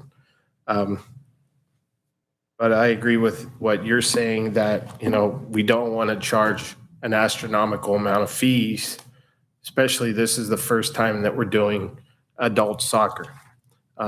So for the first year, I would keep them both in line, but also have that very frank discussion with the managers of both softball and soccer and say, we did this analysis between Modesto, Stockton, Lodi, and Manteca. Yes, we're not covering the fees, but what is that sweet spot of what you would pay to play softball in Escalon? And because, if we go the full 850 to cover all the costs, that's almost double from what Modesto I is. guess my understanding, maybe I'm wrong, is that the cost is 589, right? Direct cost. Direct cost. Not including any maintenance of the fields. Okay, but those are things that they're already kind of baked in the cake that we're currently doing, right? that As doesn't of include now, the prep though, right? That's subsidized. Prep. by The grant. prep is- In my mind, the prep is direct cost. We're talking about field maintenance. We are experiencing, right, dry spot, barren spots on the grass. It's one, because of overuse, right? Gotcha. Or a good amount of use, healthy use. And two, us not, investing in the turf. And so there's direct costs, which is the 589, and then there's indirect costs. I guess what I'm looking at is, logical thought in my head, maybe I'm off on this one, but is we ask them to pay the direct costs, and that gives us enough time to actually calculate what the right number is from the, rec group that gave it to us. Is it 850 or is it 1,000 or, to me, it feels like we're just putting an arbitrary number that we haven't really fully fleshed out, but maybe I'm wrong. Yeah, the point that I was trying to make is, I'm in agreement with the 589. The point I was trying to make was if we start telling folks, no, now rec softball goes from 525 to 850. Well, yeah, start telling them early. Well, but I think we need to have that very frank conversation and say, we want to improve these fields and we believe that the cost now would be 850. Would you still sign up to play in the league in 2026 if we improve the fields, but we're also the cost is going to be 850? And that would tell us really quickly, or they're going to say, no, or we'll just go down and play in Modesto and No, yeah, while you're at it, you should mention, and you won't get shot in Escalon. There you go. There you go. That is true. That's a good selling point. So some simple math here using Councilmember Ingles, $55. We got 8 games, 2 championship playoff games. I'm just going to use the 8 games. $55 divided upon 8 by 8 games. You're at $6.87 per game. Tell me where you can go to a bowling alley, a pool hall, anywhere for $7 a night and go have a good time for a couple hours. I don't think that the 850 number is anything to balk at by any means. We are talking about adults here. And, while there are direct and indirect costs, regardless, I heard the word used subsidy, and that is exactly, one of the things that I cannot stand when we start subsidizing things that the taxpayers should not be subsidizing. And adults having a good time on a Thursday night, I do not think is something that the taxpayers should be subsidizing. Like I said, I go to the bowling alley, I go to a pool hall. Nobody's going to give me a discount with some tax dollars for me to go do so. So that's my opinion on the subject. Well, I mean, I agree with you. I just don't agree with the timing of it, I guess. And I understand you don't want to kill the program before it starts. Correct. That's and I understand that's the way that you're looking at it. Because baseball is already set in stone already. Right. So the next thing we're logically looking at before we jump up prices is soccer, but it's a program that hasn't even happened. So we could, in theory, chase teams away before they start. Whereas if they do start and when they do at least pay the direct fees, then by the time they come in the next year, we raise the price up, they'll have already seen the experience and potentially be more apt to come into that. Come back to it. But I mean, like I said, I could be completely, off my rocker, I guess, but No, I completely understand your point of view. possible. So I mean, if the rest of the board feels 850, we need to go to 850 right away, I'm not necessarily gonna, hold it back or try to. I'm just looking at it like growing a program and how that might look, and Yep. I don't know. But that's my 2 cents. Yeah, to your point there, to have a large increase after the first year may be the killer of the program, setting the precedence at this is what it costs. This is how you enter the program. Would potentially make that second year less challenging, right? There's not an argument. Well, it was 5 something last year. That definitely could be at 850. That could be a true statement. It could be. You mind if I put out the community, see what everyone says? Does the community have any thoughts on this? What would be best? Okay, well, hello, good evening. First of all, 2 strikes against me. It's past my bedtime and my allergies my brain is like, so maybe I'm not getting this. You have set a certain group of people to oversee this, I believe. And from where I'm sitting, it sounds like micromanaging.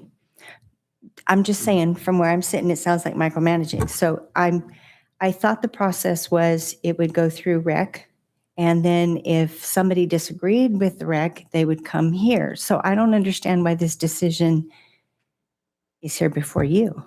And if it is before you because someone has come at that, my personal opinion is if you charge me $500 this year and next year you want $800, I'm going to say, oh, huh. It doesn't really make a whole lot of sense. It's a brand new program. But again, just my late night, foggy allergy brain thoughts that you have a commission and you've given them this task. Let them do their job. I think they're doing a good job. I don't think it's an issue, to be honest with you. I'm just going to make a comment that Recreation Commission historically has not set fees or doesn't do anything to do with the actual income or money that has to do with the recreation program, but they do create programs and policies, send them to council for us to consider, weigh the costs of them, and but they usually don't do anything that has any sort of type of budgetary concern. And I just know that from my past on Recreation Commission and my familiarity with what Gotcha. in the past has been Can I make, how it's been handled. They did make a recommendation. Just, And I think, just procedurally, all fees need to be adopted by the city council. Like the planning commission, the rec commission makes recommendations onto the governing and I body. think I'm not arguing their idea. I'm just looking at the timing of it.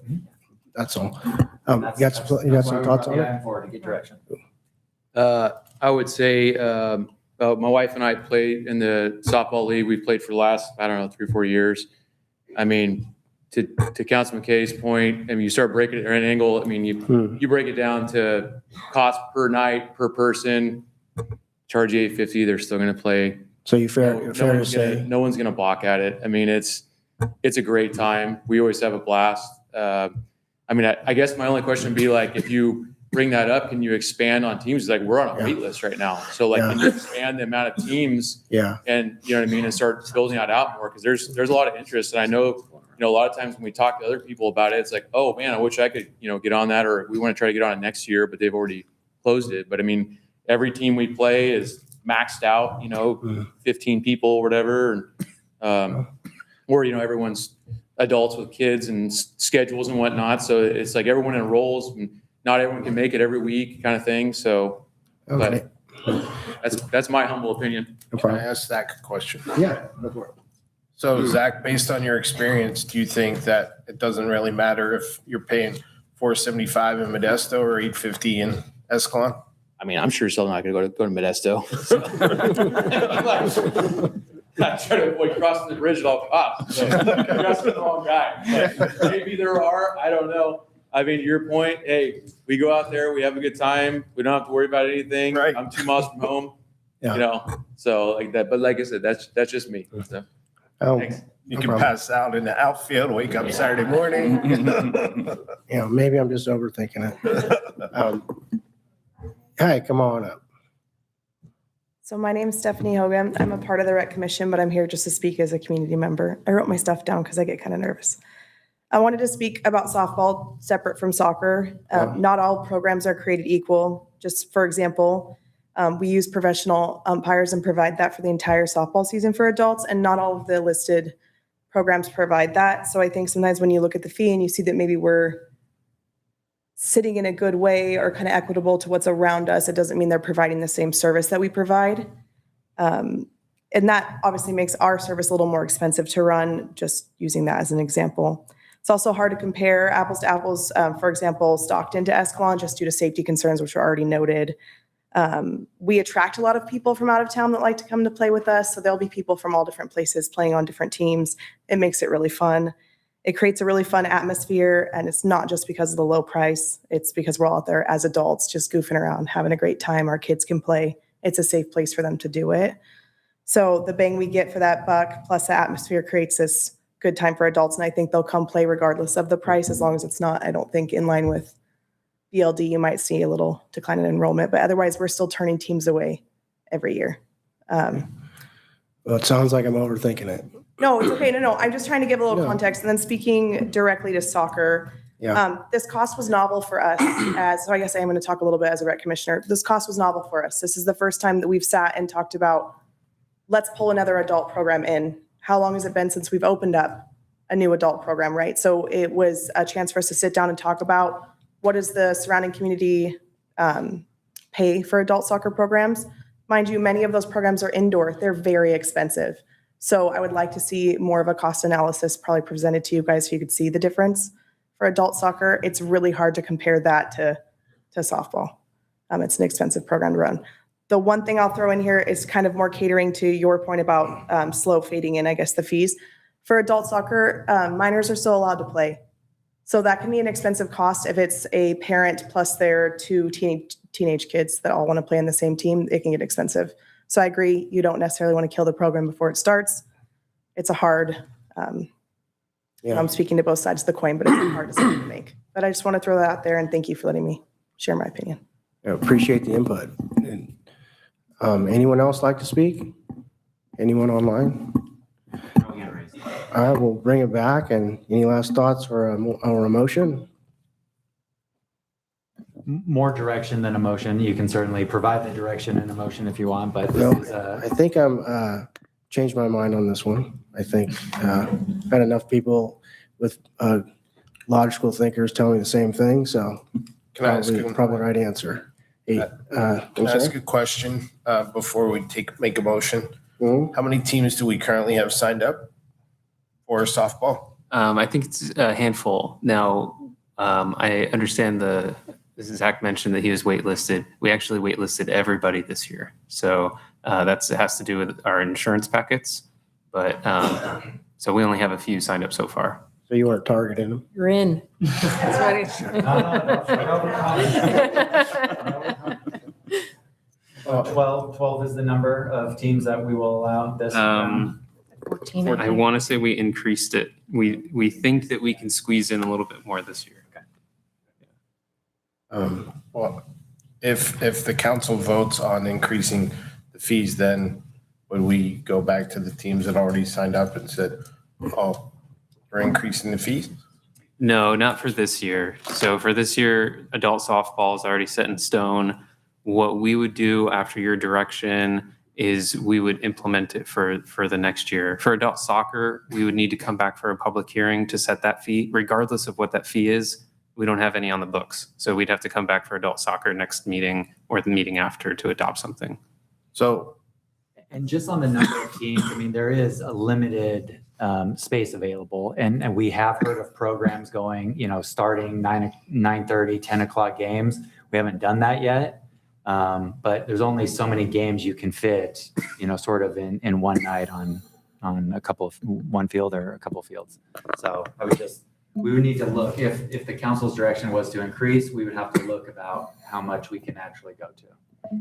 So based off of what we heard from the community and from staff, I would like to make a motion that we table this discussion until the next meeting where we get a better cost analysis specifically to adult soccer, because we're not in a time crunch. I mean, 2025 softball is already set. And so we can look at 2025 soccer, have the information ahead of us, and then we can make an educated decision. Doesn't soccer have to come to us as a separate agenda item as it's a new? I think it's This item is for both softball and soccer. Yeah, I mean, ultimately amending a fee and adopting a new fee. I don't know. We can't, basically, can you do the baseball, go to 850? And then I think he's asking us to bring the soccer back after we have a little more input. Oh, I was just saying, table this item. Is that what you're saying? Table this item as a whole.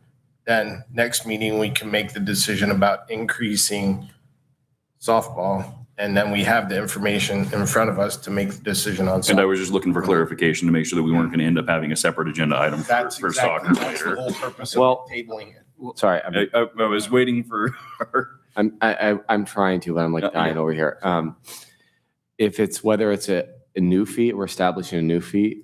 If we're establishing a new fee or we're increasing an existing fee, those both have to be approved at a public hearing. So that could happen at the same public hearing. But tonight we were just looking for direction so staff could come back with whatever fee that the council is interested in for that public hearing. So obviously the council can do whatever it wants, but that's how the process would work. And to your point, city attorney, I don't think we have the appropriate information needed in order to make that decision on the new fee related to soccer. Just splitting a hair, but this is introduced and discussed. So the direction would be come back with an analysis of adult soccer, which we can bring at the next item. We'll get further direction from the council, and then we can bring back, based on that direction, a public hearing or two public hearings, depending, for adult soccer and adult softball. I feel comfortable with that. So are you I think asking if for we have consensus or a direction for second? softball, then we should just do it. Come on, man. Do we have consensus on that? Can I ask for consensus? How does that I think that needs to work? Do we have consensus that softball should move to 850 so we can give staff direction? Council can do that now. We can Oh. come back. We have to take, Well, if we can do that now, I'd rather do that. we can take direction now to bring that back. I think rather than asking for consensus, we need to make a motion to increase the fees to $850 next year For baseball. for softball I would only, pref- and I then would- we'll in light discuss of- soccer on a separate item. In light of this discussion and in light of the fact that not everyone's on the same page, I'm going to ask for a motion at this point. If you want to, sorry. Okay? Do we currently have a motion on the table? Yes, and I'm going to second that. Can we say the motion again? Sure. To increase the fee, I actually superseded your motion, sir. Well, which motion are you? I'm I thought seconding Sean had a motion. Counselor Stroman. Okay. So my motion, just for clarification, is to table this discussion until next meeting when we can actually have the fees in front of us for soccer to avoid having to do another public hearing. And we can do one public hearing that covers both fee items because the fee's already set for 2025. So it doesn't matter if we vote tonight or next meeting For to increase for baseball, it's for softball. Or, yeah, for softball, it's Okay, for so 2020. regardless of the explanation, the item is to table agenda item 11. Yeah, correct. Till next meeting. And you were And you have a seconding second that? for that. And I second that. Okay. All in favor, say aye. All opposed, say nay. Nay. Hey, Okay. So we'll bring it back. And then the next one, number 10, or, no, sorry, number 12. Because of my closeness to this item, I have to kind of recuse myself on this one.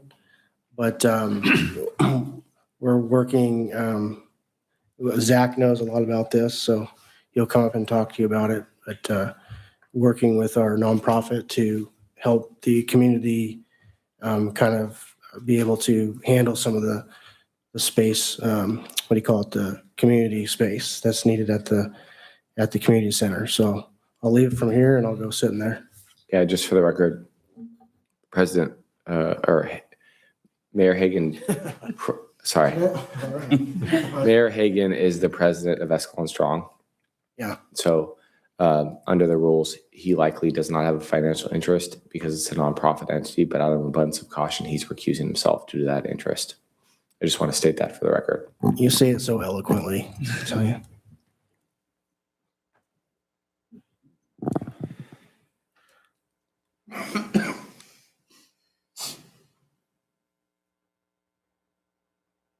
Okay, so will this be, I'm guessing this is me now, right? So is this being presented by, I guess, Frank prepared it, but is having an issue. I will just mention on the last item, there is a bit of a timing issue, so we will have to navigate sort of how we handle that. We had planned to open up adult soccer registration next month. If we have a direction and then a public hearing and noticing it, we may miss that timing. So we will go back, gather the troops and figure out kind of what the timing is and how to handle that. City manager, I feel like we should have had that information prior to a motion. That would have been ideal. Yes, that would have been ideal. Well, I will say this. Maybe. I really don't want to have to talk, but I have to. If we want to bring the mayor back in, a council member who voted in the majority has the opportunity to vote to reconsider an item. It has to be an item that it cannot be council member Engel or Kay because they voted against it. But if a council member, in light of that new information, wanted to make a motion to reconsider the item, you could. It would require a second. But the council member that makes the motion needs to be one of the three that voted in the majority. Why the heck didn't we find that information out before the motion was made? We're thinking on our feet. Do you want me to? I'm going to bring We'll give you Mayor some in. grace. Yeah, let's go bring it ahead, back. let's do that. we'll go for a run after this, Frank. You'll feel fine. Yeah, welcome to Escalon. Like the blossoms.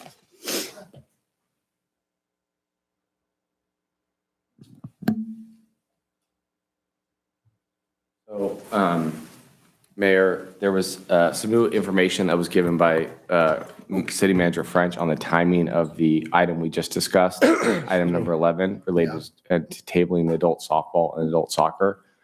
I'll let him explain it in a second, but if their council so inclined, either you, Councilmember Stroman, or Mayor Pro Tem Walker have the ability to vote to make a motion to reconsider item 11 in light of what he's gonna share right now. Okay. So we're trying to do calendar math in our head as the motion was on the table.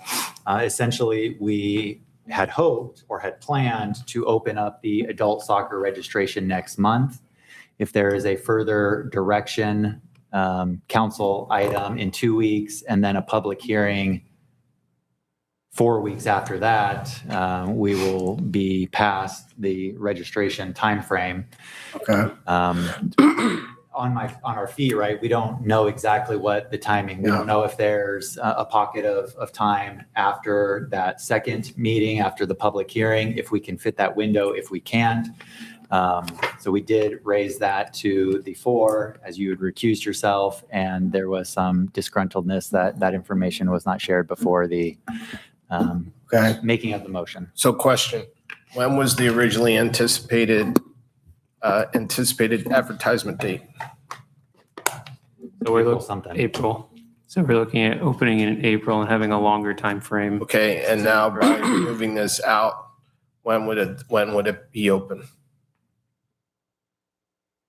So if I'll we give you a minute to figure it out. Yeah, so when would what be open if we did what? If we delay the vote, when does that, it pushes it from April to when?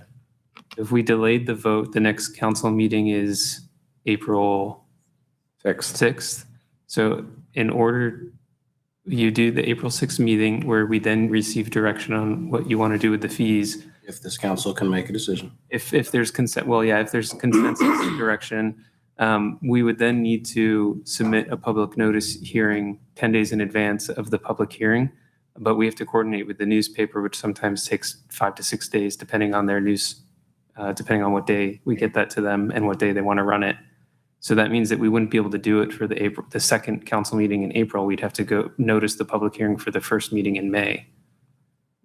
And then, as the attorney might be able to remind me, there's a cool off period for new fees, or does that only impact? No, they could go into effect right away. So they can, okay, so then they would go in effect right away. So the first meeting in May would be when we would have the fees open. So it wouldn't be ideal to start soccer registration in May because we start the season shortly thereafter. So we want it for a new program. We want to have lead time to get people aware of the program and getting involved in it. But we can certainly do that. We can have a shorter registration if that's what council prefers. Well, here's why I ask. So typically, what is our registration timeframe for softball? Well, I think it's 1 month, right? It's 1 month for softball, but it's well attended. So if we delay this 1 month, say, just for the sake of argument, from April to May, the season's not supposed to begin until August. Does that 1 month really make that big of an impact? Arguably, no. Okay. Yeah, I think your point is reasonable. It's just not what we planned. I would say keep it the same. If it's in August, then it's a moot point in my head. Just keep it what it is and I'll go back in the room.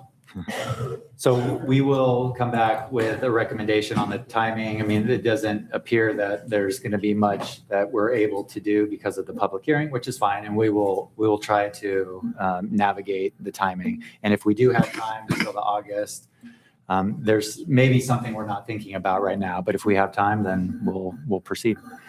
You want to make a motion? Since it was the three of us that made the majority.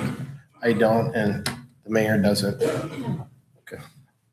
So to your point, I didn't fully answer, but we wanted the registration to end before the school season ended so that parents were still in calendar mode.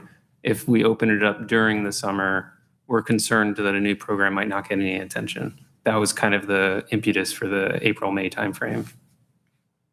Additional information. Do we need to bring him back? Because that makes sense, right? Are we gonna have a program like or not? Like, I'm sorry. It's to me, it's utterly ridiculous what we're doing here and how long we've beaten this thing over the head. Like, just get it done already. I'm severely disappointed in several members of this council. And in light of that additional information, I think let's further this ridiculous conversation and bring him back and let him know that, right? Because success of the program, the intent of staff was to notify the public with reasonable time frame, and that was the plan. And there was a reason behind it, and we didn't even get to fully hear the reasoning behind it. It just makes sense to me. Welcome back, Mr. Mayor. So just, in fairness to everyone, right? This is a new program. We're taking on new items. It'd be very easy for us to set the rate at the prior rates. And we're all sort of thinking on our feet right now. So Trevin had explained that part of the impetus for the earlier timeframe was to end before school ended, so that parents, those adults who were going to participate in the program, were still in calendaring mode. They weren't sort of in vacation, mode.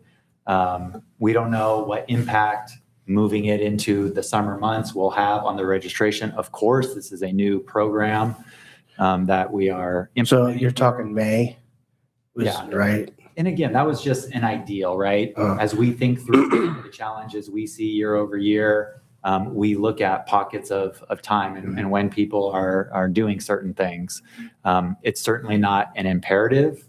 It was an ideal that we had brought forward.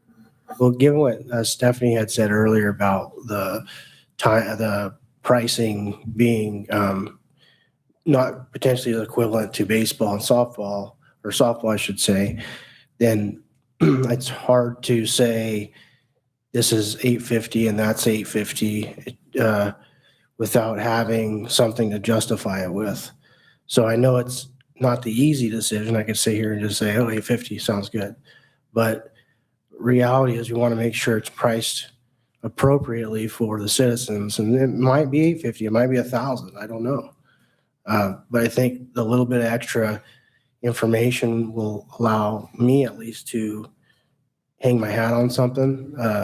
That's just my personal take. And I know where the other guys are coming from. I get it. Sometimes you got to rip it off like a Band-Aid, but in this particular situation, I think I need more information. And I don't know how Pro Tem and Councilman Stroman feel on that, but unless they're going to change their vote, then I'm not going to change mine on this one. Are you changing your vote? Okay. All right. So I'm going to go back in there.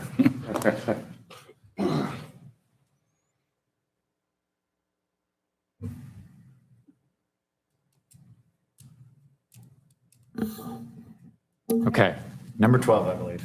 Item, well, prepared by Frank, but Yes.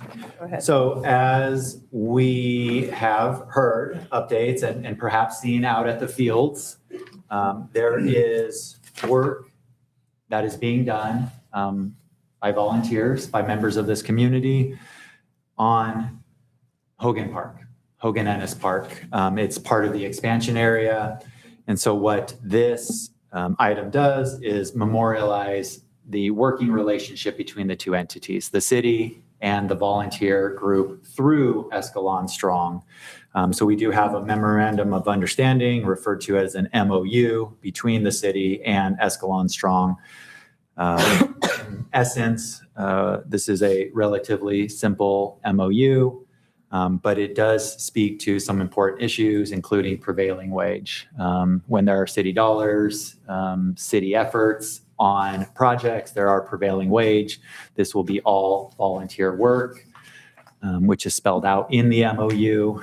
And then in essence, the work gets dedicated back over to the city and becomes our improvements.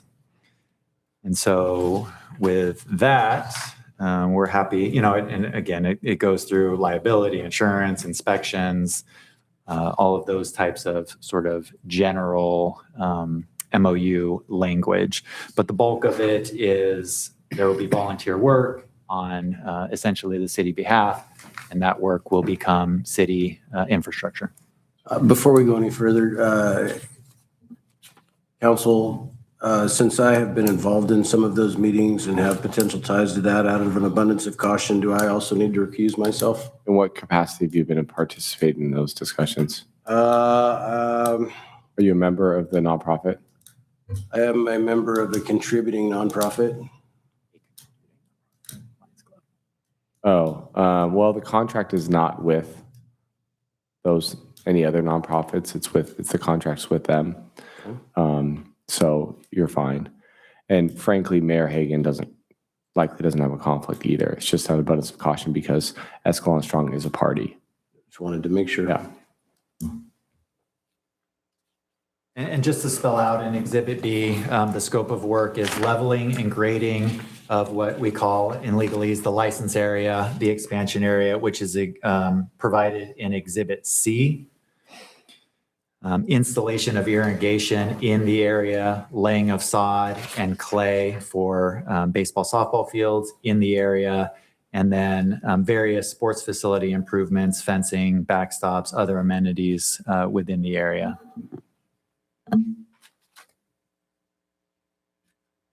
Yeah, I would just add it's a very straightforward MOU. It just is. It's designed just to make sure it provides adequate protection to the city because it is still a city facility at the end of the day. What does the red box represent? Skate park. The potential skate park location based on council direction. Okay. And then the blue box is where this work will be taking place, and that is the baseball and soccer field as represented on 176. Exhibit A. 177, Yep. maybe 176. Yeah, 176, 177. 176 is the master plan that was approved, I believe, in 2016. Page 177 is a mock-up of the improvements on top of an aerial of the expansion area. Got it.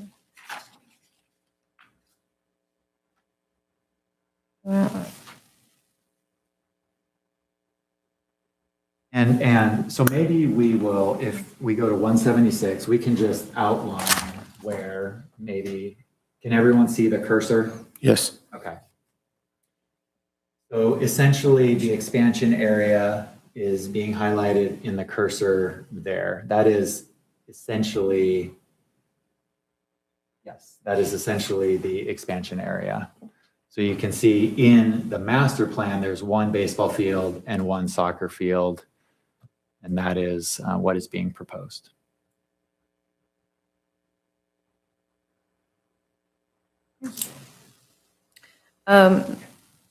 Is there a estimate on when this will be taking place?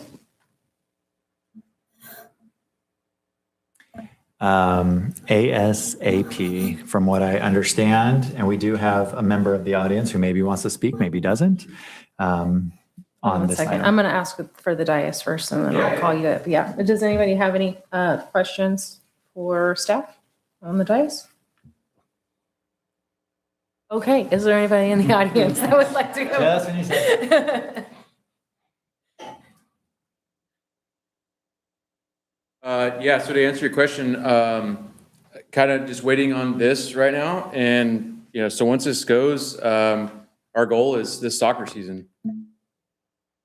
So, yeah, have a lot of interested people, and number of individuals that are, we have a couple individuals that actually build ball fields and golf courses and whatnot, irrigation companies, sod. So we have a number of people, farmers, that are all willing to ship in, have equipment, can move dirt, can do all the things we need to do.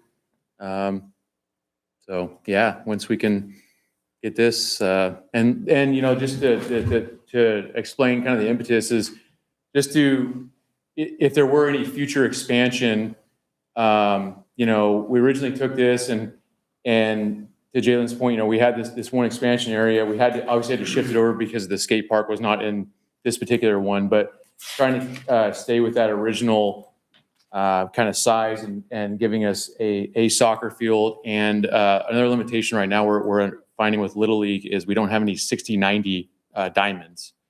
So this would give us a 60-90 diamond because right now our older kids can't actually play at the community center. They have to play at the high school. And then so there's some limitations with that. So setting us up 60-90, giving us additional soccer field. So we're going to essentially have 2 acres of grass for Justin to rotate and give some things a break. And to some of the guys' points earlier. Yeah, and then obviously with the hub and spoke kind of design, if there were any future expansion or desire for more fields, what I will say is a lot of people have asked me, well, why not 2 fields?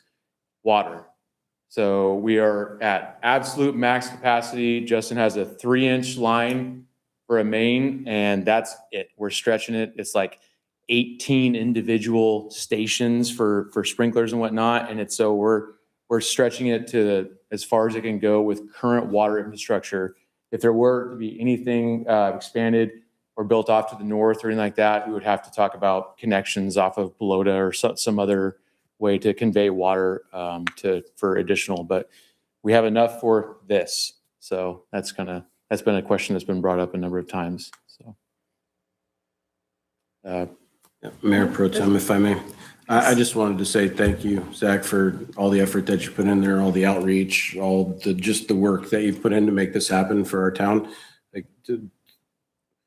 What a beautiful effort. It's fantastic. We're talking about rec and how rec is growing. And, earlier we were talking about the fields and to be able to provide that and secure that for our future. And hopefully that sparks that additional expansion in the near future so that we can really see what that park, has. We can see it to its full potential. So yeah, just thanks, man. Great job. Yeah, you talk about, economic growth or those kind of things. I mean, those are the kind of things that people you want coming to your town and spending money and leaving your town and that kind of stuff. So I think there's a ton of potential with it. And hey, I mean, our kids are in it. And so, anything we can do to make it better for everyone, for scheduling, for public works, for all that kind of stuff. I think, I mean, honestly, myself, I was amazed at just a few phone calls and how many people were like, yep, let's do it. Say when.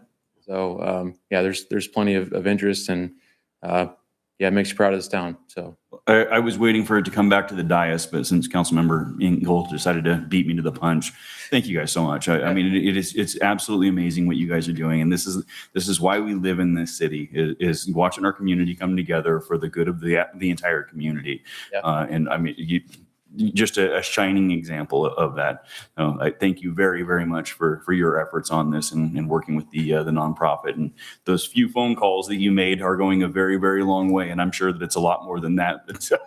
You're a little too humble to admit the amount of time that you've spent on it, I'm sure. But thank you. Yeah, well, I appreciate it. So, Mayor Pro Tem, may I ask a couple questions? Please. I can't reiterate more what Councilmember Engel and Councilmember Kays said. Zach, I'm fully aware that you and Andy have been working your tails off on this. It's very, very, very much appreciated. I do have a couple questions. So it's listed as other amenities within the license area. What other amenities do you see there? Primarily, it'd be sod, fencing, backstops, and those are the main items. Obviously, a diamond itself. Right. I guess just for full transparency, I'm in construction. Yeah. I just want to make sure that because there's not going to be many permits pulled, how can you ensure that things are being built per code? That's what, like I said, I have, we have some contractors that's what they do. They're building ball fields. They just finished, I think 4 ball fields for Houston. Okay. Like I said, they build golf courses. So the drawings that you actually had from there were from Daniel DeGraff. He's a private engineer out of Ripon who's been helping me with the concepts and whatnot. And yeah, so I just grabbing any experts I can. I'm no expert in this field, so trying to reach out to the people that do it every day, and yeah, make sure it's done right. Obviously, of course, we don't want to cut corners or anything. I mean, have a number of meetings with Justin and Jalen to ensure that, hey, we're not, there's this for drainage for this, you know what I mean? Make sure that everything is going to work. We're not creating any additional burden for anyone, and that, yeah, this isn't going to be some major headache for Justin 2 years down the road or 5 years down the road. So. And my last question is kind of to you and to staff, because I asked Escalon Parks Foundation the exact same question. Can you go to next to the last page? Oh, sorry, up one. So on this rendering, what we see here is a sidewalk or a gray area to access the expansion area. Are you guys planning on putting in that sidewalk? So I've had a couple of conversations with Justin about that, and we don't have that specifically ironed out yet. We talked about, decomposed granite or different, acceptable paths that can be utilized. And so, yeah, haven't got exactly to that part yet. Really just trying to focus on irrigation, sod, and fencing, and the backstops, and like fencing, Richter Fence, who they've done all the fencing currently out there already. So yeah, that's kind of trying to take it in chunks, and as it grows, doing it in sizable chunks, like I said, with whoever is willing to help, and I would definitely envision it being probably a couple phases of extras as we go along. Because the only reason I bring this up is I want to make sure, the city, because this is a public facility, we're required to have an accessible path of travel to that area for accessibility code. And I want to make sure that whatever we're putting in there, somebody that is mobility impaired has the ability to go to that backfield. I'm thinking of one community member in particular. And if we were to ask him to go to that backfield through the grass, we just need to, so if you could really work those details out, because unfortunately, I live it every day, and there are people out there that they'll see all the hard work that you and the mayor are putting into this, and they're going to say, well, where's your path of travel? And now we've opened up the city to this huge potential lawsuit because we don't have a pathway back there for somebody that's mobility impaired. So 100%. That's handicap accessibility is my business. So okay. Yeah, I fully understand. And like I said, had many conversations with Justin and Jalen about that, and that will be an evolving thing. Obviously, there's, without any specific details on the skate park, right? I'm kind of having to speculate, I guess. So I would say, once skate park things happen, or, I don't know any timing of any of that project, or I haven't seen anything on paper. So, there's some of this is going to be, I think, a little bit of an evolution of, whatever their infrastructure looks like, and we might have to work around or whatnot. So, but yeah, definitely some, at the very least, like we said, decomposed granite or some sort of, amenable paths that someone can make their way all the way out the back. And I think, council, please correct me if I'm wrong, but I think we're covered by item 13 out of the MOU. Is that the indemnification and insurance? It's controlling law and venue. Yeah. Well, yeah, and also the insurance. Yeah, and ADA would be controlling law. Yeah. But it's also part of the building code, and I want to make sure that we're following. I understood. Yeah. No, like I said, we'll make sure there's safe travel, path of travel before it's open to the public. There's a number of things that, like I said, details that we'll still need to work out. And as I get closer to that, we'll keep Justin in the loop and work together on figure out what those best paths are for his crew, equipment, people, all those kind of things, and really get it nailed down. So this is, like I said, just high level conceptual. This is the overall space we're talking about. There's also, like, even out in that field, there's SSGID lines we have to work, they have easements on their pipelines and some things that we'll have to consider as well, just be aware of. And so there's a few different things that still, the lower level details that need to be worked out, but. My only other comment is not related to this item, but when we get to council communications, I need to discuss something with you and your wife. Do we have any more comments or questions? I'll make a motion to approve the MOU between Escalon Strong and the city of Escalon for the Hogan Park expansion project. I'll second. All in favor? Aye. Aye. And all opposed? Right. Congratulations. Yay. And while we're up here with empty time, thank you so much. I've been waiting on this expansion I've been involved with recreation for a very long time and looking forward to this expansion, not just being a pipe dream. And that's how it has felt for several years. And I'm just very excited to get this moving forward and moving in some direction. And this looks like a beautiful project. So thank you so much for all of your hard work. Zach, thanks for all you're doing to help bring this project together. It's doesn't go unnoticed. I'm assuming it passed. No, I'm assuming it tabled it. Okay. You got to come back next week. He said go back out there. So I guess we're on council communications.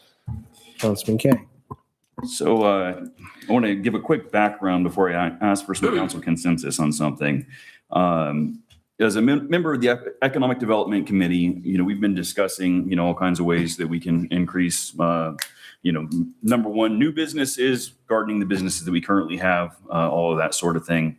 I was contacted about a local business that was looking to purchase a piece of property here in town and requested a permit evaluation. So they had an idea what the permit cost was going to be for them to build essentially what it sounds like to me is a steel structure and not much more than that.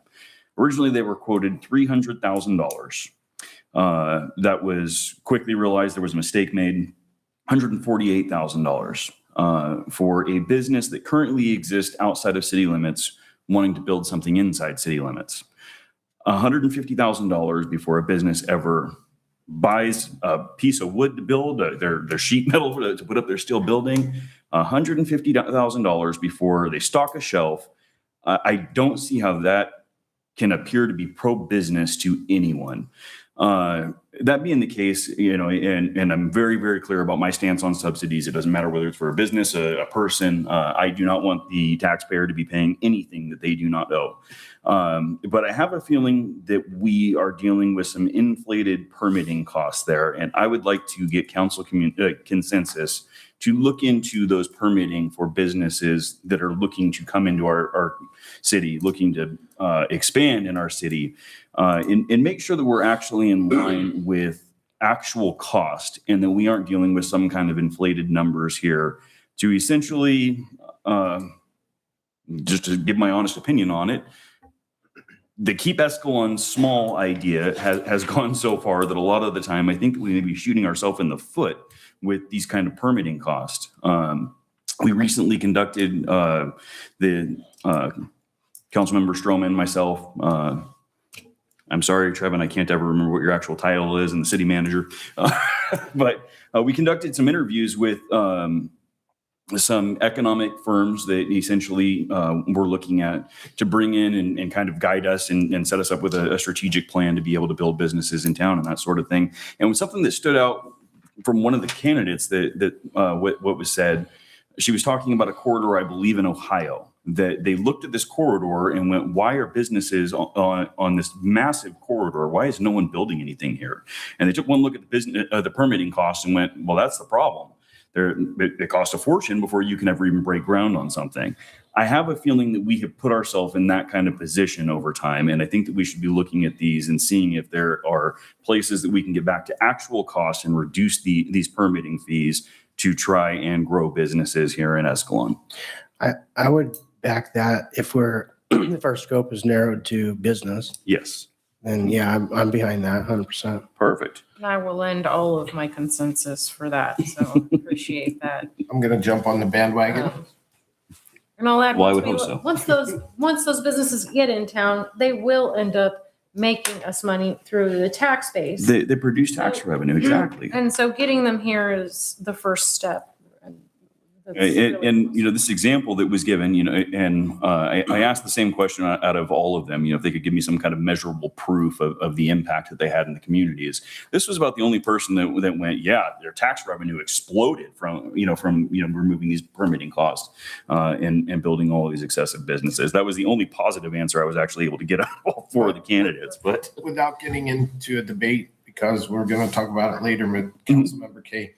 Keep in mind, we are the policy board and we have the ability to defer some of those fees. Right. And so there is that option to consider. And I understand that. We should table this conversation. Okay. We don't want to go any farther than that. You got it, sir. It wasn't agenda. I got a question for Justin here that's kind of an odd one, may surprise you. I believe that we have something that looks kind of like an owl box in our parks. Do we have any idea whether or not owls are actually living in those? They do sometimes, yes, but very rarely. Okay. My question actually, again, this is going to take council consensus. I'd like to look into doing something a little more than that metal horn shape that it looks like we have on the end of a pole. And originally I was thinking, man, if we still had a wood shop at the high school, we could, get them involved in building the owl boxes. And this actually was all sparked by a video that I stumbled across having to do with Delta owls and the berms that they have, to protect, keep water where it's supposed to go. Obviously, we're being infiltrated by rodents. Mm-hmm. So they started building these owl boxes along all of these things. I know what that park across the street from me is like, and I'm sure that every park in Escalon is about the same, just covered with gophers. So I'm wondering if there's something that we can do to essentially build an owl population around our parks. But the really cool thing about this is that they put cameras in it that were all solar powered, Wi-Fi enabled. You can log in and you can see these owls as they grow, as they multiply, as they come and they go. I think that may be a very, very cool thing for our community. And we may be able to see the fruits of some of our labor if this is something that we may be able to move forward. Yeah. I don't see any problem with that. I know it's a weird thing to be asking, but. You get your hair cut, now you're all about the owls. I don't know about the camera part, just in case it eats like someone's pet cat or something. but rodents are rodents. Well, we have a vet for that. Cats aren't rodents. I'm sorry. Looking at owl feed, they're like, that's my cat. Anyways, bad jokes. I don't think that's going to end up being the case, but that portion of it really would give us a way to monitor whether or not we're actually benefiting, from it. If we were to try and move forward with something like that. So I was just curious if we can get some consensus to try and move forward with something like that and see if we can get kind of a cost analysis as to what it would take to be able to do something like that. It doesn't seem like an outlandish request to me. Are we asking about the cameras or new boxes? I'm not looking into cameras. We'll go start with the We're looking for prettier owl houses in our community. Just, Absolutely with that. in this kind of, to be honest, when I saw this, I immediately thought of the goats, out of the box ways for us to handle, things that, usually we handle with pesticides and that sort of thing. This definitely seems like something that we could do here. And if you look at the location of our parks, they're also surrounded by orchards. So you should be able to literally build an owl population in town that would be able to manage rodents, in our parks and also in those orchards and help out our neighbors who farm. Aside from that, I have one last thing for this evening, and I'll say that it's the elephant that's not in the room. This is a point of personal privilege is what I will call it, if you guys don't mind. The last 34 months, I have been growing my hair to donate it. I was never comfortable wearing it pulled back, any of that kind of thing. So I have worn a hat up here. And I just wanted to thank the community for not making a big fuss about me wearing a hat at the dais while my hair grew. But thank God it's gone. I will not be doing that again.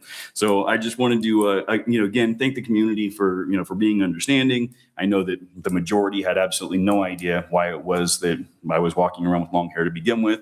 Frank, I think, made a pretty good joke about it. I'm really glad that wasn't a style choice when he found out. But I'm just, I'm very grateful to the community for not only electing me wearing that hat with that long hair, but also allowing me to continue to wear it up here at this dais for so long.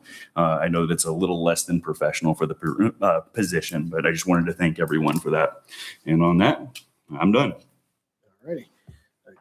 Councilman Drummond? Yeah, a couple things. I was laughing because I was just envisioning somebody watching the owl camera and seeing Jake's face trying to check out the owls.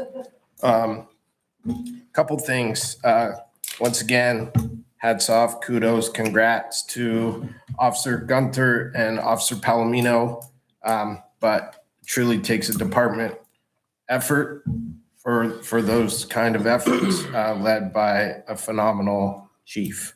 And so, Chief, and to you and your entire department, great job. Justin, I really, really appreciated your Water 101 presentation. I think we probably should have done that a long time ago, but I appreciate the snapshot. Trevin, I gave you kudos earlier, and Celinda, keep on rocking with your investments. To this side of the podium, speaking of, takes a good chief. Jalen, I'm really, really thankful that you're here. And I can't speak for the other 5, but wish you were here a long time ago. But the city has literally, at least what we see on a consistent basis, has literally done a complete 180 in such a short amount of time. And it's because of all of you and your hard work. So, and Michelle, thanks for keeping him on his toes. The other thing, and since Councilmember Kay got a little personal, I'm going to get a little personal. And I would like Stephanie and Zach to come up to the podium for a minute.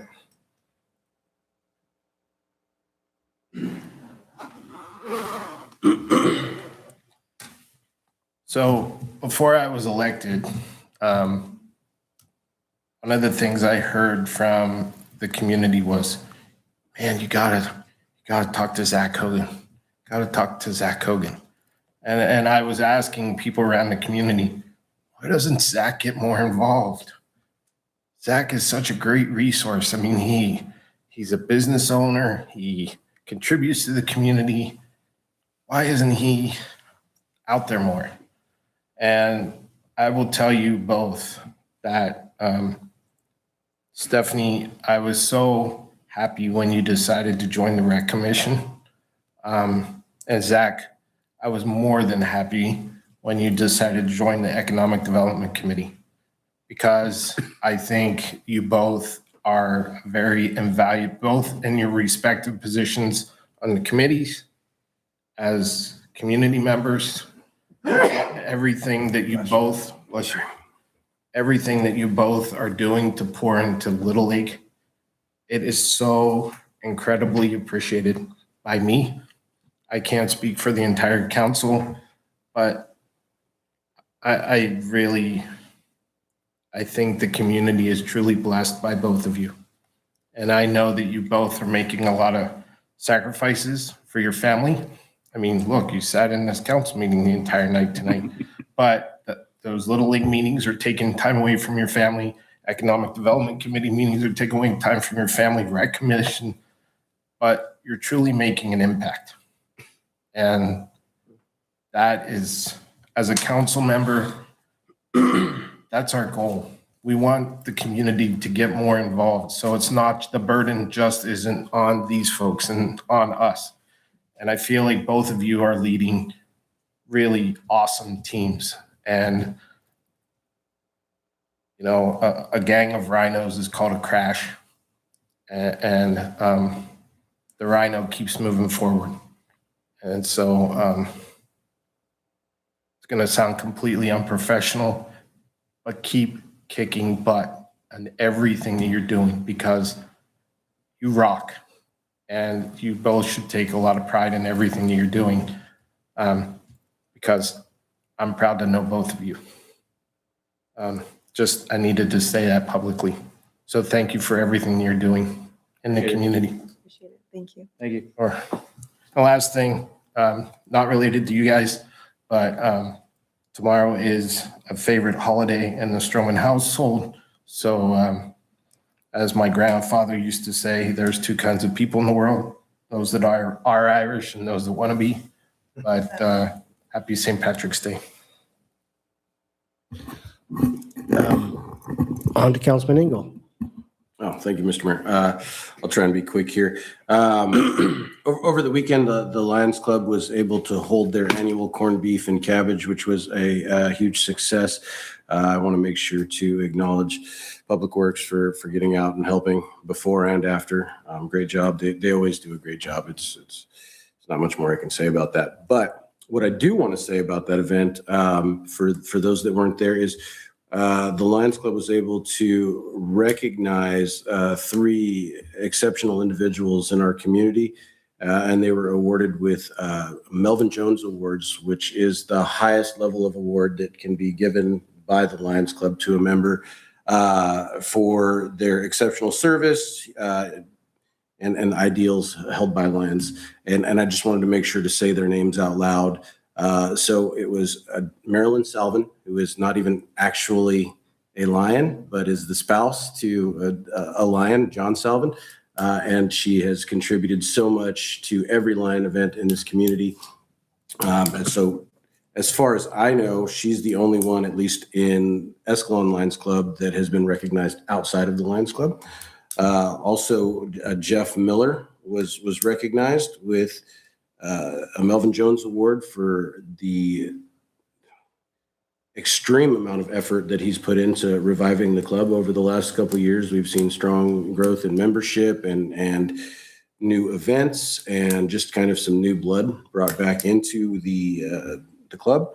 And then last was Reen Dornenball, who has chaired the car show for the last several years, bringing in, I believe, a little over $100,000 in scholarships just over the last 4 years for our high school students. So I wanted to make sure to give them a shout out and congratulations to them. They're great members of our society and they're giving regularly. With that, we yield. Pro Tem? Yeah. Just real quick, thanks to my Escalon community, I guess. We're working really well to move forward, and I'll just be very clear that my goals up here are to take care of my citizens' health and safety and have them hang out here. Make this a better place for us to do business and recreate, and that's that's the goals when we're sitting up here. I was able to participate in opening day for our Little League and Babe Ruth. They all had a fantastic time. From what I understand, I have had very minimal complaints, except that they're out of donuts, which is just my complaint. And then yes, and picture day as well last weekend. Again, it went very smoothly and things are, there's a hiccup here and there. It's the first year, but I think it's very minimal, more positive things than anything else as we get everything ironed out.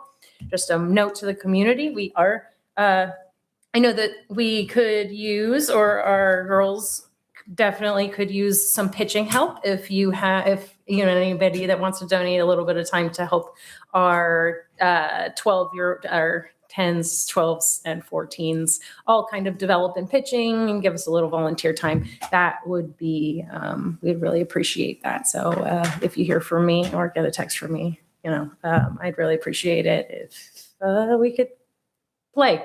Let's just go play. And so we got to participate in that. It was a fantastic time. I'm having a great time out on the ball field once again.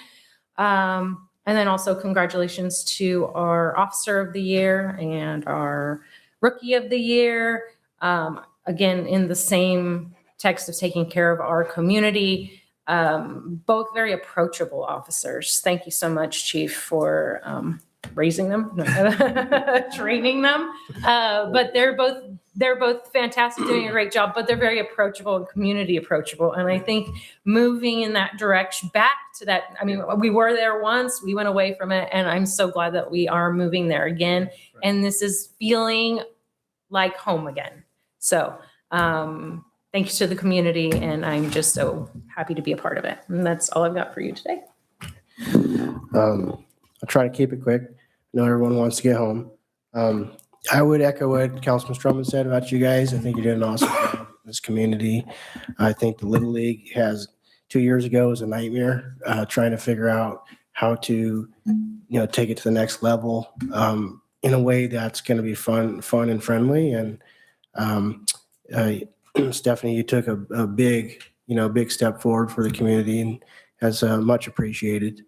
As far as the staff, I mean, you guys are all doing a great job. I think there's not anything I can say that hasn't been said probably, but just so you know, where my mindset is, I think you're doing a great job. So keep doing your thing.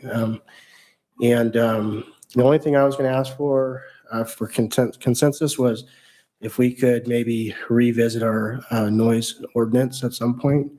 I noticed a few things that might be things we,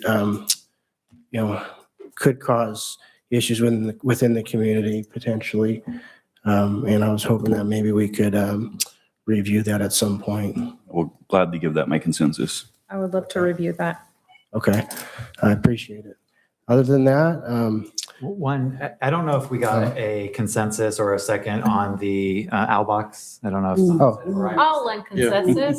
Yeah, I think all of us. I thought I got 2. Yep, I did. Yeah, pretty houses. I got all the council City- members on board. Pretty with that. houses for hours. The city manager was just All asked. about it. Just keep Jane away from the outboxes. So, other than have a good St. Patty's and thank you for showing local support to the Lions. They're an awesome organization who does a lot for this community.